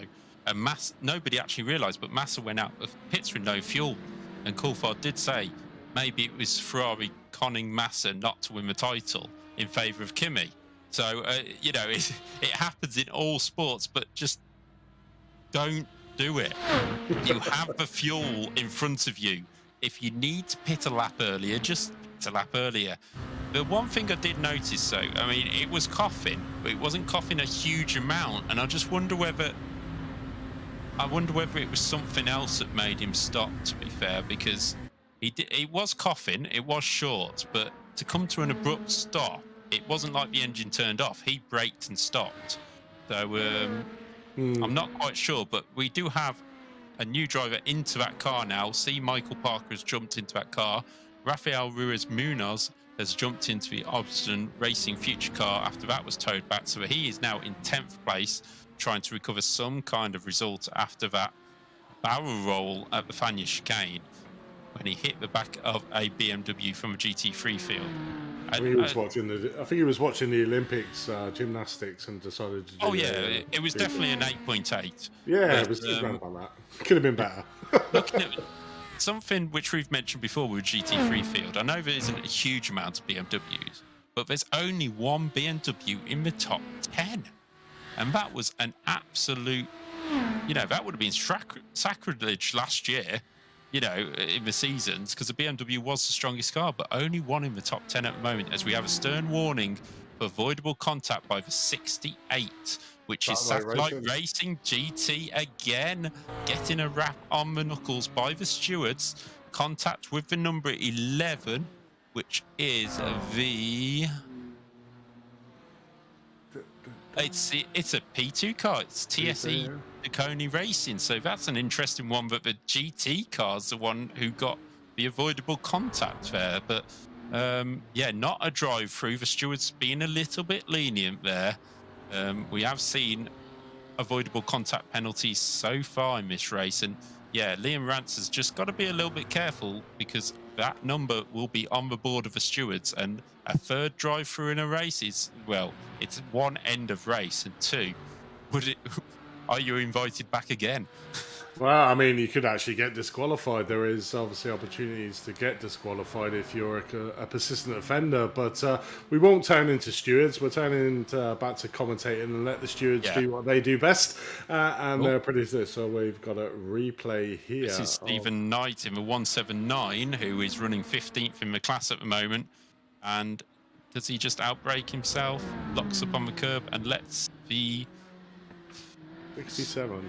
60? Is that the Paul 67? Darling. Yeah, it was a Paul Yeah, Darling. allows Paul Darling through to chase down second place. That was just very kind. That's how you get lapped. Let's put it that way. But yeah, so the Satellite Racing GT living on the edge at the moment. Liam just trying to get whatever he can. Currently only 4 seconds behind P4 3.9 as we see on screen. So really chasing hard to try and get towards Sim Racing PR Blue team at the moment. But we've got another replay here for David Anderson. Thinking with this is an incident. This is the incident with Liam. No. That's Liam Rance going inside of him, and the P2 behind. It's at 25. Oh, there's a spin behind as well. So yeah, that was David Anderson laying past the GT leader, and there's a spin behind. I don't know who that was for, but the P2 had to make his way through as well. But there's the fire spitting Liam Rance, really having to push his car hard to try and close that gap to the Sim Racing PR Blue car of Miguel Colon, who is doing a great job. And I've got to say, Frederick Sorensen in third place is doing a brilliant job as well, because he seemed to be struggling in the first stint of his race as leg down racing comes in. But he was struggling a little bit early on to keep with the leaders, but he's got it now consistently running in third place, and the times are a lot better than they were at that stage. So he will be looking to try and keep this podium in the GT3 class. Yeah, definitely. At the moment, still keeping that lead, got a decent lead over the 4th place. So it's very much down to Frederick if he gets that last place on the podium or not. So just needs to keep it nice and clean. But we're getting into that time of the day round Spa where the lights are glaring, the lights starting to fade, and the concentration levels are not as high.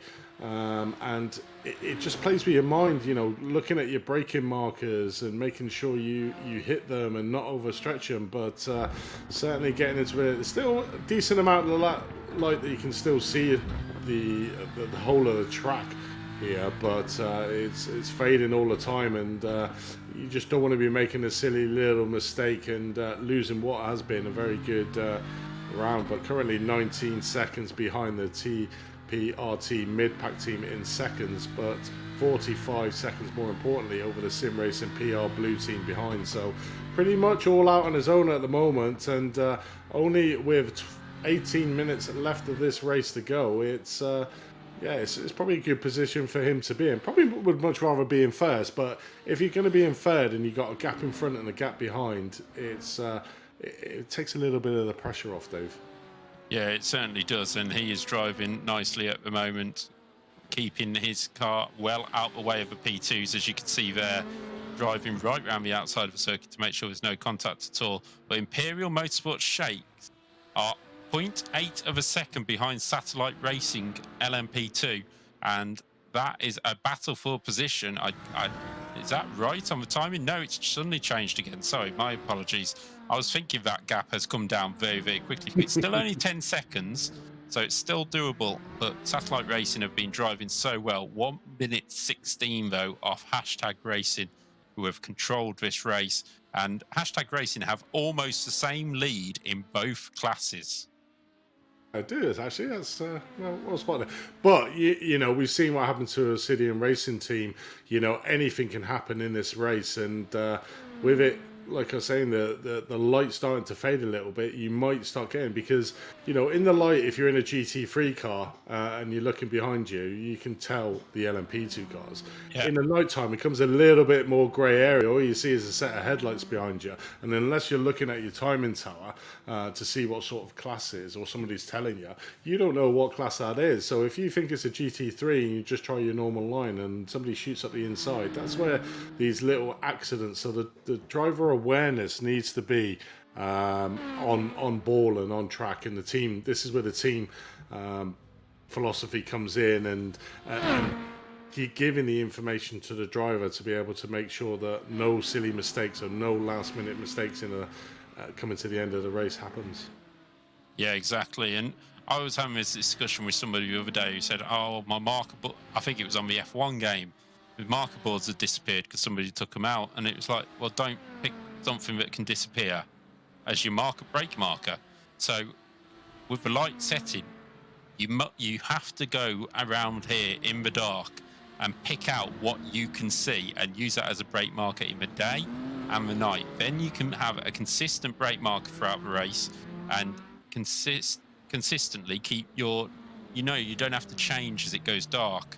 Whereas if you pick something that you can't see in the dark but you can in the light, then it's so much harder because you have to spend them few laps adjusting every corner as you go round. So I always like to look to the side of a track and see what mark I can see on the barrier, or what's, light I can see in the grandstand. We've got a slow going BMW there. A stern warning for car 13. Oh, I like these stern warnings. They're like that's a City and Racing Future. It's a dunce hat going on for the City and Racing Future, and any more and you'll get the cane. Yeah, so that was against 777. I think that is one of the GT3 cars. Yes, it is, of Divine Wind. So a little bit of an incident between there, but they're getting more and more now creeping in, and I think the stewards are doing a really good job. They could be handing out penalties left, right, and centre to these drivers as we watch. As one of the LMPs in the background going off number 7. I think that's one of the front runners, isn't it? No, it's 13th WCD. WCD. We've seen a few adventures for that car, but We Too Fast Racing is in the pits. Have they had an incident? Because they have fallen right down to 15th place. That is definitely a tow for them. So I wonder if we can pick up a replay of what has happened to them. There we go, on cue. Coming through the Fania chicane. Car looking like it's already crabbing a bit. And he's off the track and decides to pull it up at the wall. By the looks of things, yeah, it was already crabbing through the Fania chicane. So Jack Creasy had an incident, and they have dropped like a stone out of about, I think they're running in the top 10. So that will not be good for We Too Fast Racing. Odison Racing Future and Tuxedo Racing both having to do a very quick stop now to make it to the end of the race. Here's Jack Creasy. Does he lose it at Puon? He's off. Oh, he just... What car was that? It appeared out of nowhere. But it's a GT car sitting on the outside of the circuit. Jack, obviously, I should say, not backing off for the yellow flags. He taking the racing line, had to steer it, and just the smallest of clips has broken the suspension on that car. And yeah, after 2 hours 45. It's always a hard pill to take, isn't it? It's really hard to take that. You just feel for guys, you're doing like 24-hour races and you get taken out right at the end by something that wasn't your fault. Is a bit hard. I'm pretty sure the stewards will probably look at that to look at the rejoin of that Porsche, because he did hit that LMP2 quite hard. But as I was saying about the stewards, being really pragmatic about how they're doing it, letting drivers know that they're watching them, but not always just dishing out penalties like an autocratic, right, this is how it's going to happen, this is how, pretty much saying, we're watching you, you're making a few too many little mistakes too often, just be aware. And I think a lot, it's really good from a stewarding point of view that happens, and you don't just give out penalty after penalty after penalty, because the credibility of yourself, and when you do give out a penalty, drivers are like, well, okay, yeah, I understand that. Yeah, I think we need to maybe credibility of stewards and race directors is probably not the topic of conversation right now. Probably not. I would like to let everybody know that one of the 6 stewards that are running today is not Michael Massey, and we won't have any safety cars, so we're okay on that front. But currently we have, for 11 minutes of this race to go, the 3 hours has flown by, and Hashtag Racing continue to lead the pack at the front of both fields quite comfortably. 1 minute 15 in LMP2 and 24 seconds in GT3. So they will be easing things off now, just trying to make it safely through to the end. We've just seen both of the Hashtag cars there. Satellite Racing GT, the winners in both classes last time out, can't close the gap at the moment on Sim Racing PR Blue in the GT3 class, but they are up to second in LMP2 and have 14 seconds back to Imperial Motorsports Shake, so they're not too worried about that. But yeah, it's a battle of the people who have had incidents in this race. Back in 9th place, where Pneumatic Motorsports Purple and WCD Resistance are... Oh, we got 2 cars off at the top of Radion. That, I'm not sure what's happened there. There's definitely 2 cars off there. I don't know if they're towing or... But there's one on either side of the track. This is the 222, which is a Lamborghini. We've seen that running quite high up, 7th in class. Oh, and just runs off track and into the number 7. It's the number 7 again. Oh, and that P2 just missed out. Was that possibly the leader? I'm not too sure, but well recovered by both cars, hopefully. 222 joining slowly. Oh, it's a dangerous place to try and rejoin, but I think there may be things there for the 222, questions for the 222 to answer. Oh, so close. It was a blue car. It may have been Paul Darling in the Satellite Racing car. It looked like similar to his livery. And yeah, whoever it was holding their breath. Well, I mean, if he was getting tired, he certainly would have been woken up by that. Seeing a car across the track on the top of Radion and having to take evasive action going on the grass. I mean, that was great driving, whoever that car was. I mean, big applause there for, you know, because that could have been a big pile-up. I mean, that would have been a T-bone straight into the side of that Lamborghini, and could have caused even more because there was cars behind him as well that were coming up. So you know, luckily it was just the 2 cars that were involved in the initial incident that come out thingy.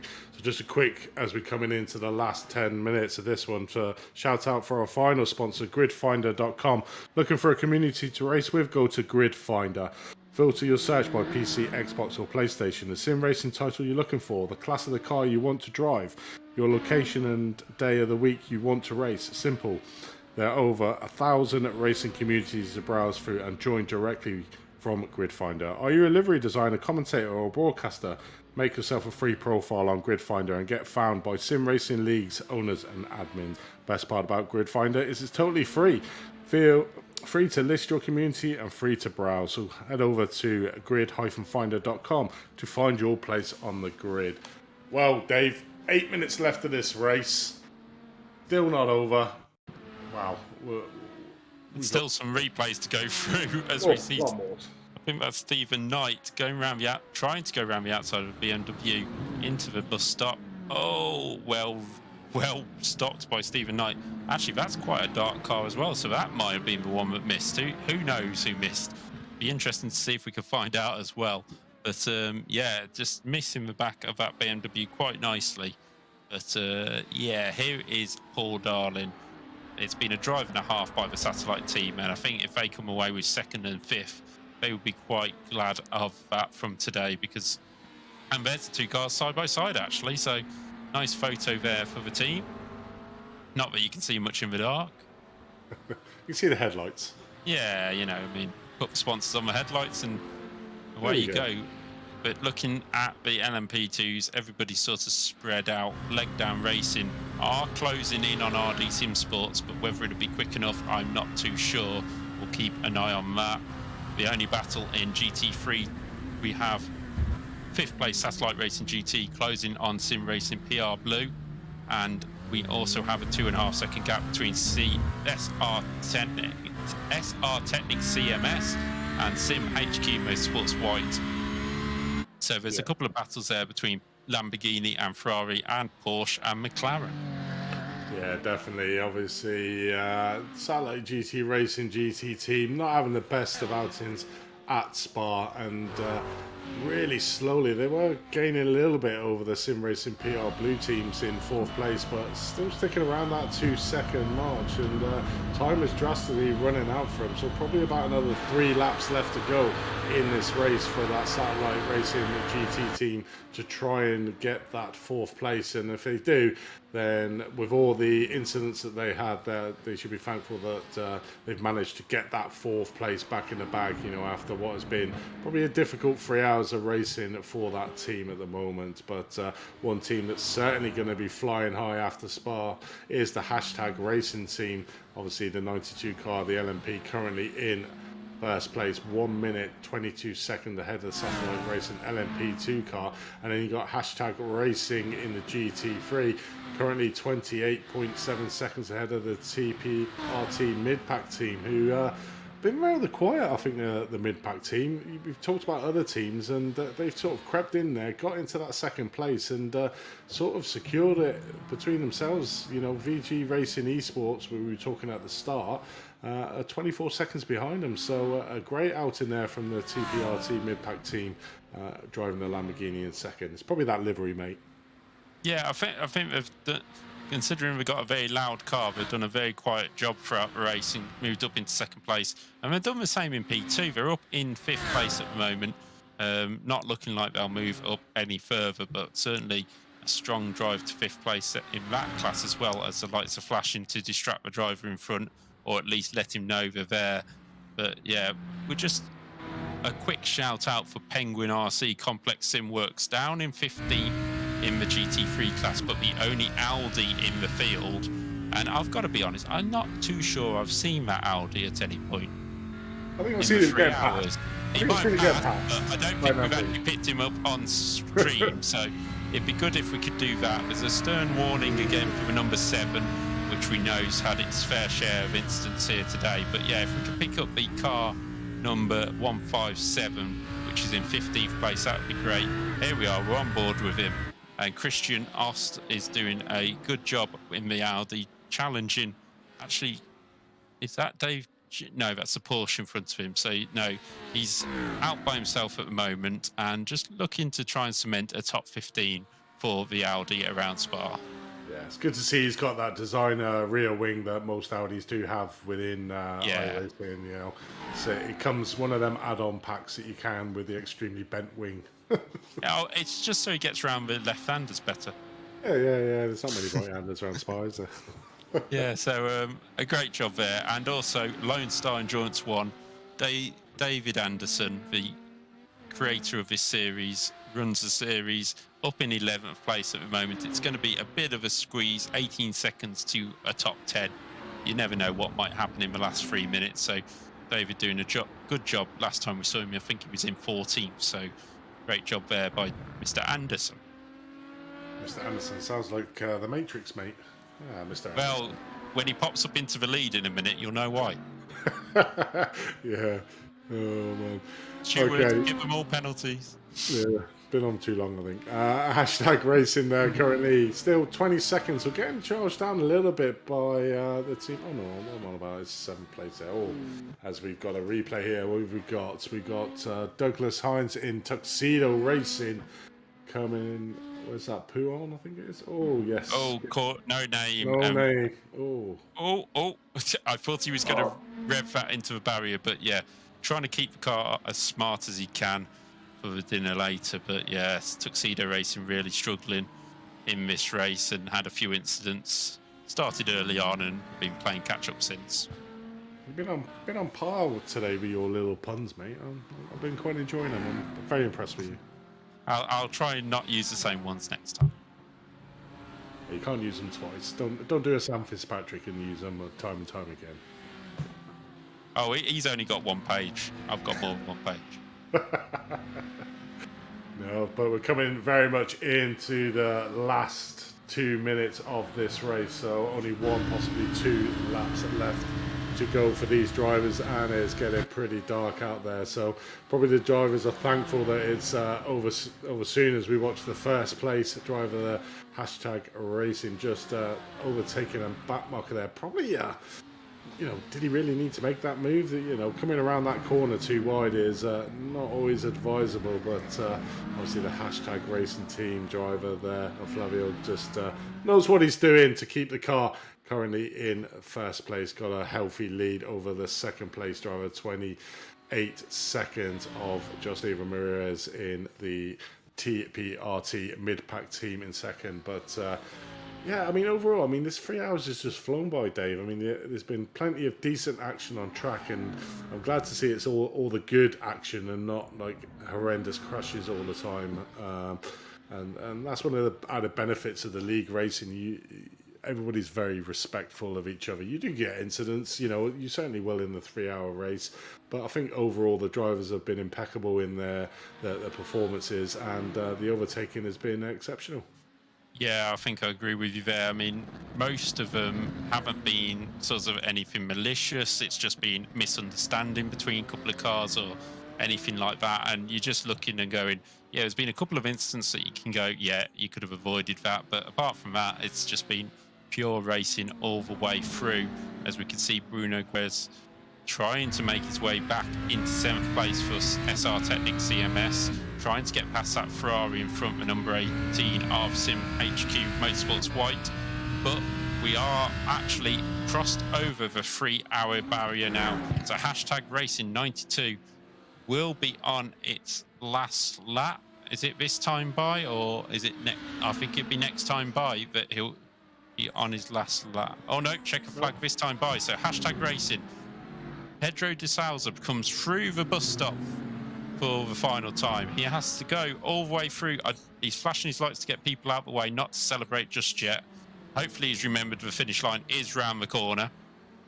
He hasn't. I don't think he has. Hashtag Racing has not realised he's not finished. Oh, he has finished the race, according to the timing. Oh, all right. Okay. So it is that line. That's weird. There we go. Okay, so hashtag Racing wins the LMP2 class, confuses us in the process. Satellite Racing, who have been recovering since the start of the race, are now coming around. This shows you the lead hashtag had and how easy they could take it in the final hour. But Satellite Racing just going to have to make it past the mid-pack car, but Satellite are, and they do so. Hashtag Racing there in GT3. GT3 winners as well, so it's a double for hashtag Racing. And here comes the 2 second place cars who are going to finish together. That's nice and clean for us. So Satellite Racing comes home in 2nd place in LMP2. TPRT mid-pack comes home in 2nd place in GT3. And we now wait for Imperial Motorsports Shake to come around for 3rd place and the final step on the podium in the LMP2 class. And VG Racing Esports Academy to do likewise in the GT3 class. So great days racing here as we sort of end this round at the moment. Still got the top 3 to come over the line. The majority of the back markers have been finished already, so we got the front of the field, and hopefully we get some of the drivers in for a chat and just basically find out how their race went, how they found it, and their highlights. So we'll expect some interviews coming into the interview area shortly after the race, so we'll give you a rundown after we give the classifications. But still a couple of cars left to finish. The TRTP leg down 76 team LMP in 5th needs to finish, and the Sim Racing PR Blue is watching at the moment, just coming across the line with the Satellite Racing GT. Just couldn't quite manage to overcome that as they go into the pit lane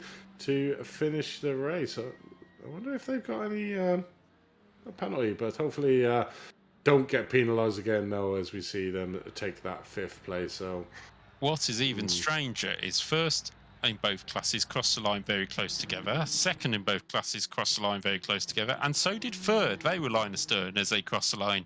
So I don't know whether he's planned that, but there's Hector Alves in 5th place. Leg down racing coming home with very strong 5th place. Good day for the TPRT teams. He's not past the finish line. Oh, there he is. All right. I don't think you passed the finish line. Didn't see the flag. Time is how he's playing with us today, mate. I was going to say he was the only one who needed to cross as well. So everybody is across the line. So we should have your classified results soon up on the screen.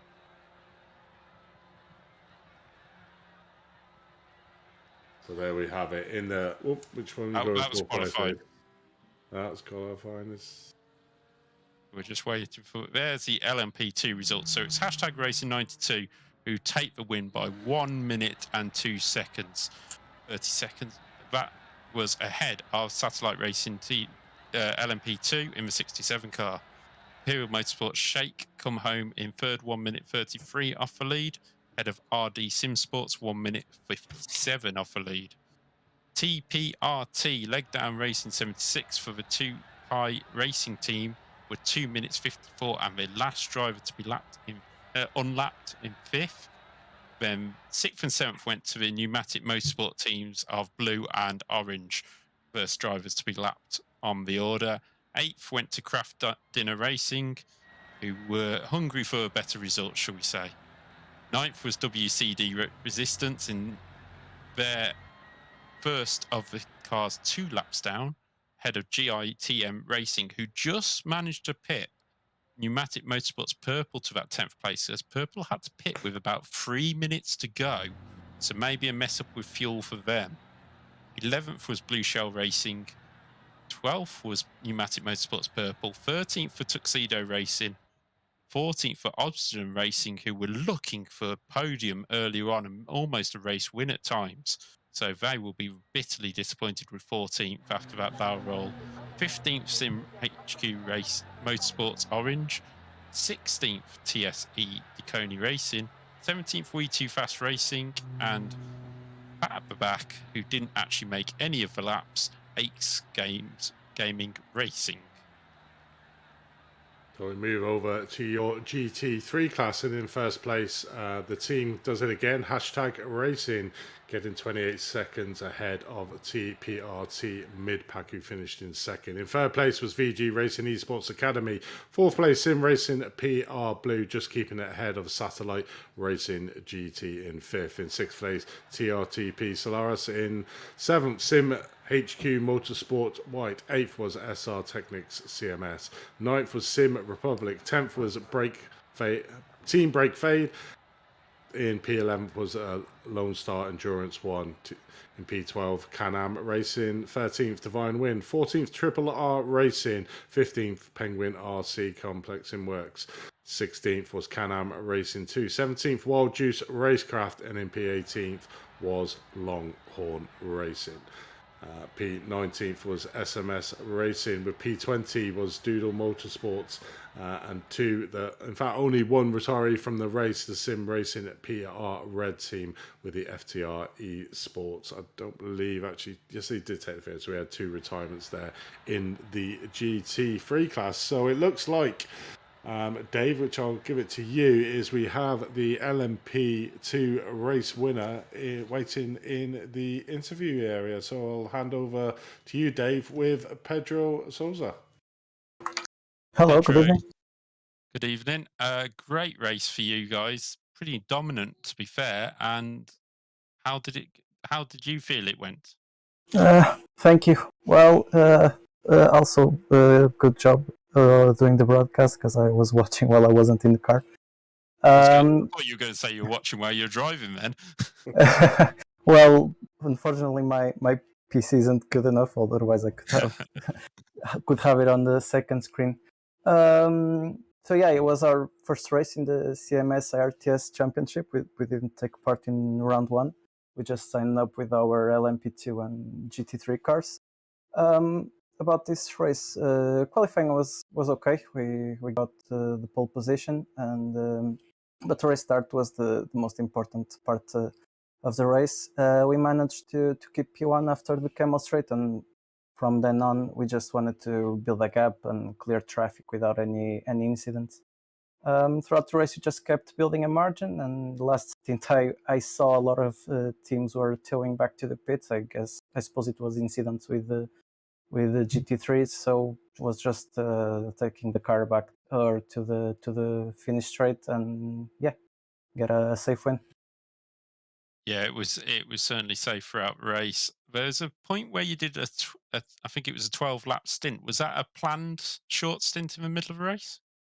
Yeah, because we had to leave, and I was supposed to just do 2 stints, so he just had one of the stints would have to be a triple with the tires, so he just did a half a stint with that set of tires, and then I finished the rest. So yeah, it was planned. Yeah, that's what we did think, but we weren't too sure because we couldn't see an incident. So with you having missed round 1, are we going to see you for the rest of the season and the rest of the broadcasts with the championship? Yeah, definitely. like I was saying, we didn't know about the championship, so we only registered this week in time for this race. So yeah, we're gonna go until the end and try to get the best position possible, even though we had 0 points in the first round. And as it was your first time in the championship, what did you think of the sort of the quality of the field, the cleanliness of driving, and things like that?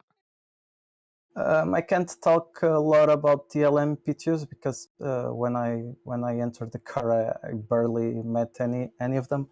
GT3s, well, I think it was clean throughout all the laps, but there's maybe 2 or 3 cars that maybe don't use the correct line, and I end up struggling a little bit to overtake them, but nothing too serious.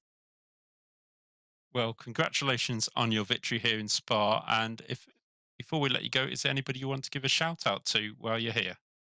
Thank you. Well, just have to thank the hashtag team members and everyone to keep pushing because we're kind of a recent team, but we have good drivers, and we're aiming to win championships and go even further. Okay, thank you, and good luck in the next round. Thank you. That was Pedro de Souza, the hashtag racing driver who brought the car across the line in P1. So we do have another driver waiting in the wings for an interview. We got Jose Carrilla of TRPT race team. Welcome to the commentary box, Jose. How was the race for you, mate? It was good. We actually started P4, and then I think it was within the first lap, I got a slow down and the quick left right before the chicane. That kind of got us out the draft of the lead pack, and then it was just kind of staying there the rest of the race. But then my teammate, he actually kind of did an awesome stint. He double stint his tires, and then he put us P2, so that was great. Yeah, definitely. I mean, we didn't really talk about you much, really, in the commentary box. It's sort of like a grey area team throughout the race, but you sort of crept up there, got into the second place, and you managed to secure it at the end. Were you feeling that the tactics were there, and obviously the fact that you had pretty clean race overall paid into your hands to get that P2 in a GT3 class? Yes, that definitely played in. That was part of the decision to use the second tires for the last stint. We were in between getting new tires or not. We opted to not, just because we were kind of in a safe place, just almost securing P4. So we just rested, and it worked out. Yeah, definitely. I mean, obviously a P2 in this race, you've got to be over the moon for that. I mean, what were your expectations coming into this round? Where did you want to finish?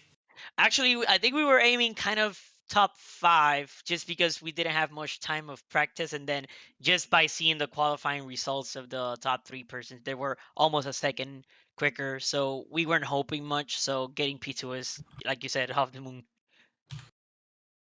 Yeah, definitely. I mean, obviously a great result for you. Where are you expecting to maybe find yourselves at the end of the season? Do you feel you're competitive enough to win overall in this championship? That's gonna be tight. I know there's a couple of teams that are super fast, but hopefully we can keep getting the fight and being consistent on the top 3 or top 5 within the category, and hopefully at the end get some decent points. No, but a great race out here. Obviously, these endurance racing is not like your sprint series. So, how do you find them different, and what is your approach to tackling these endurance races over normal sprint races? Oh, for sure. So it's kind of being more smooth, especially in using the Lambo. You have to be super smooth on the gas pedal, because it just like to take that rear end out. So at least from a setup standpoint, we kind of did what we could to stabilize the rear end of the car. So that was kind of the big difference between a sprint setup and our endurance. Well, I mean, congratulations on your P2 here out at the 3-hour endurance racing at Spa. Before we let you go, mate, is there anyone you'd like to give a shout out to? Yes, the whole team. We actually have another GT3 team that kind of struggled at the beginning, and the same thing with the LMP2. So yeah, shout out to our team TPRT, and yeah, to the Puerto Rican community doing sim racing. Brilliant, and congratulations on Thank you. P2 there in the GT3 class, and look forward to seeing you in the next round. Good luck. Thank you. So there was the second place team overall of the TPRT mid-pack racing team, who pretty much crept up there to get into the second place. But I can see we've got quite a few drivers in the interview. Who do you want to take next, Dave? I think we'll have to take Flavio, who was the lead driver for the hashtag racing team in GT3.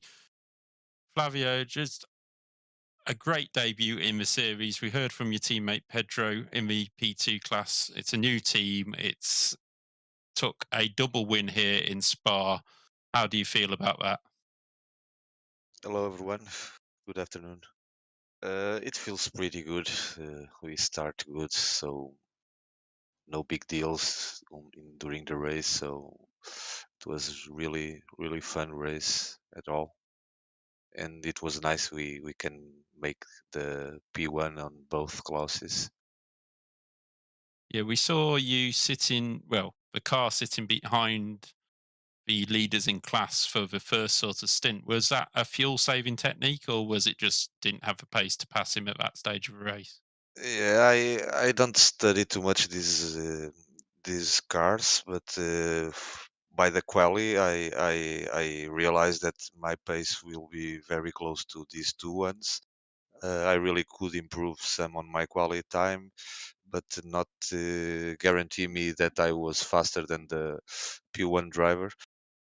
So yeah, I realized that was the best strategy because there was a big, huge gap between the three first cars and four in the rest of the group.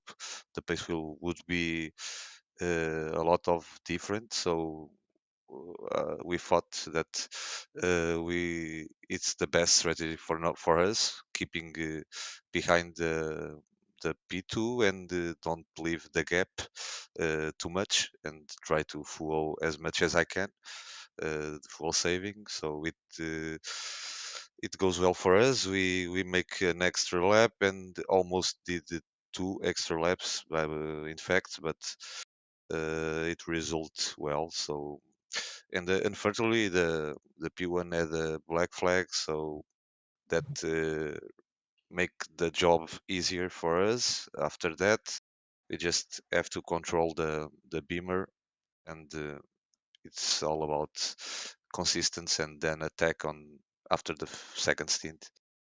Yeah, Because you. because Sorry. we almost save 2 laps that give us a little advantage on the pit exit for the second stint. We could make a gap for almost 2 seconds, and that uh, put the second place out of our draft, and it would be difficult for them to save as we save on the first split, the first stint. So all good on the strategy, and the race was quite well for us. Yeah, obviously in this series you can change drivers around as you need to with the team. Does hashtag racing have a huge amount of like a driver roster, or is it just whoever's in the team now will be finishing the season? I'm sorry, can you repeat? I could not understand the full message, your full message. Hashtag racing, obviously quite a new team. Does it have a huge amount of drivers in it, or is the drivers in the cars for today's race going to be doing the whole season? It's a quite new team, but we have a nice rooster. By the way, we have many drivers. We are covering some championships and some events of iRacing. Obviously, we are beginning, but Yeah. we have a quite decent rooster to feel the pace of each other's. Well, that's good for a brand new team, and what a start for you guys in the championship, finishing first in both classes. Before we let you go, is there anybody you want to give a shout out to? Yeah, I like to thank you, the organizers, the all the people that participate. The race was not so bad at all. Obviously, it was some inexperienced guys on the track, but for us, all works good and people work clean. So that was the most important thing. So thank you for the race and the championship. And congratulations for your first win in GT3. So we hope to see you next time out. And thank you very much. Okay, thank you. That was Flavio Satomino, who was part of #Racing, who won the GT3 class. So we seem to have Christopher Paz in the car, in the commentary box. Yeah, welcome, Christopher. Obviously, Imperial Motorsports finishing third there in P2. Chris, how did the race go for you and your team? Oh, we had a blast. We had a strategy going in that we wanted to keep with, and we followed it to a T. And I think we were able to maybe make the tires go a little longer than some of the other teams, and ended up giving us a few places on track. And we were really pleased with the podium spot. Yeah, definitely. Obviously, you were fighting it out a little bit coming out of the pits with the Satellite Racing E-team. What happened there? Were they just basically a faster car, so you let them through to get that last position on the podium spot? Yeah, well, I tried not to let them, so to speak. I had a little bit of fun with him when he went by, but we've raced a lot with Paul Darling and David Williams in the past, and I know the pace that's in that car. And I think they were running low 202s versus my 203, so it was only a matter of time. And when they finally did get by, I just kind of sat in. I said, okay, I'll cruise it home, no pressure from behind, and accepted the third place at that point. Yeah, definitely. Obviously, third place in your outing. How are you feeling that result paid to where you want to get, and how are you feeling for the rest of the season? That's where I feel like we're a pretty good contender. We should be contending for podiums every race. I think we got fourth at Daytona last time by, and we got third now. So trending on the upward slope. It just, hang in there. If we can be consistent, I think we'll have a really good finish for the championship points at the end of the year. Yeah, definitely. Well, thanks for joining us, Chris, here in the commentary box. Is there anyone you'd like to give a shout out before we let you go? Big thanks to my team, my teammate Leaf. Him and I have been doing this for a while, and he's always there. And we try to put on a good show and try to drive clean and consistent laps. So thanks, Leaf. Good job.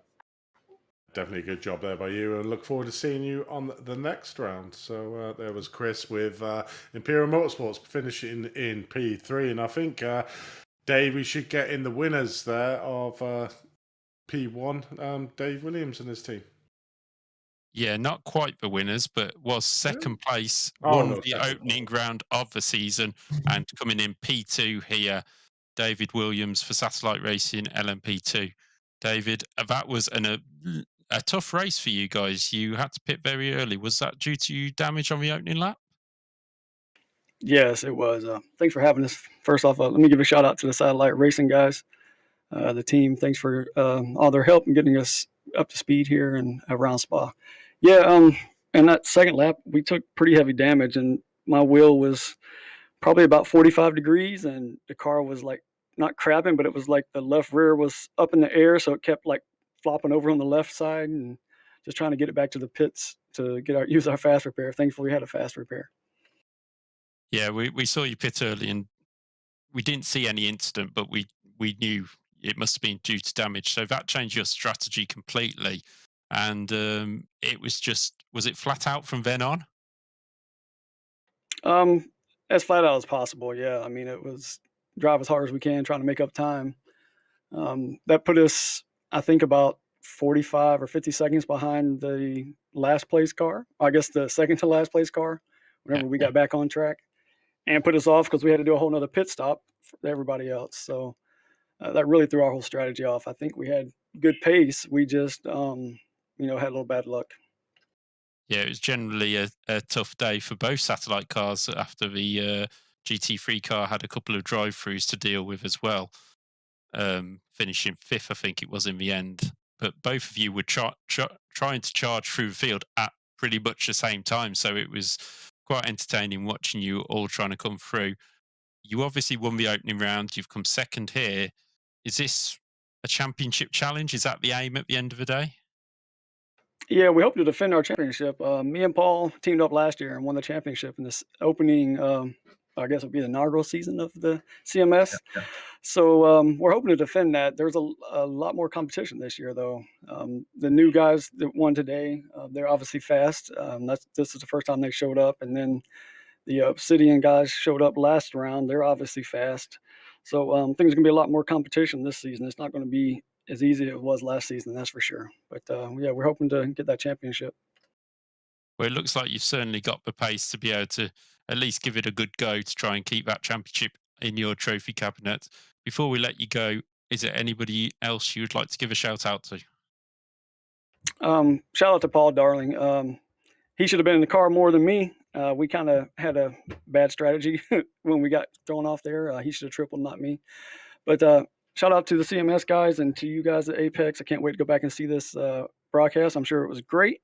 And to the guys that sponsored it and allowed it to be able to be broadcasted now. That's great. It makes this a lot more exciting for all of us. Thank you, guys. Thank you very much. And I'm glad you enjoyed it. And second place, a great result. And good luck next time out. So that was David Williams, who was second in the satellite racing car. So, Andy, that was the first of the races we're broadcasting in the series, second for them. How do you think that was? Oh, I think it went really well. I mean, it was great first showcase for the first round here on Apex TV. We do have, obviously, more rounds coming up. So the next one is on February the 20th, and that is at Melbourne at Phillip Island. Same time, race length is 3 hours. After that, it's on the 3rd of April. We head over to Sebring, another 3-hour endurance race. And then to round out the season, on the 24th of April, we go to Road America for another 3-hour endurance race. So some cracking events there, and all live here on Apex Racing TV. So I really can't wait to do it. But I mean, what's your thoughts really on that first race there, Dave? I thought it was amazingly clean for the opening laps. I know David just said that he had a bit of a incident on lap 2, which we obviously missed, but apart from that, I thought it was exceptionally clean for a 3-hour endurance race, and the driving standards were really high, and I can't wait to see the next one at Phillip Island.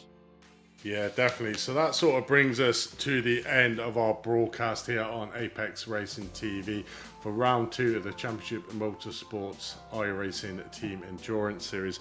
Big thank you again to the title sponsor Penguin RC Simulation, as well as simracing247.com, gridfinder.com and Complex Simworks. So from myself, Andy Thompson, from Dave Whitehouse, join alongside me in the commentary box, and from Lewis Arara, who's done a sterling job out there in the production box.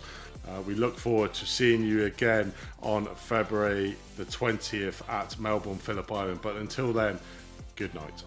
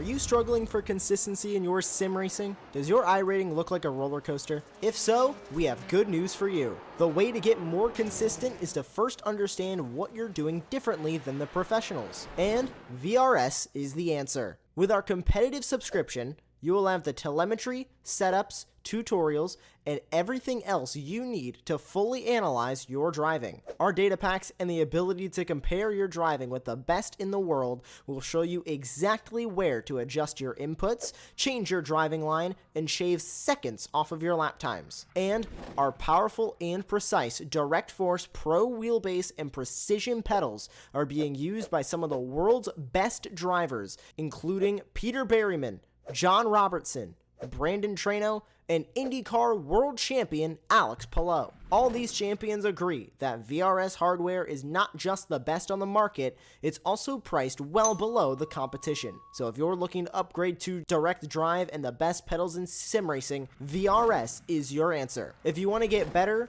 get faster, and make it happen sooner rather than later, you owe it to yourself to find out why so many people are switching to VRS. You'll be so glad that you did. Visit www.virtualracingschool.com and learn why the best use VRS.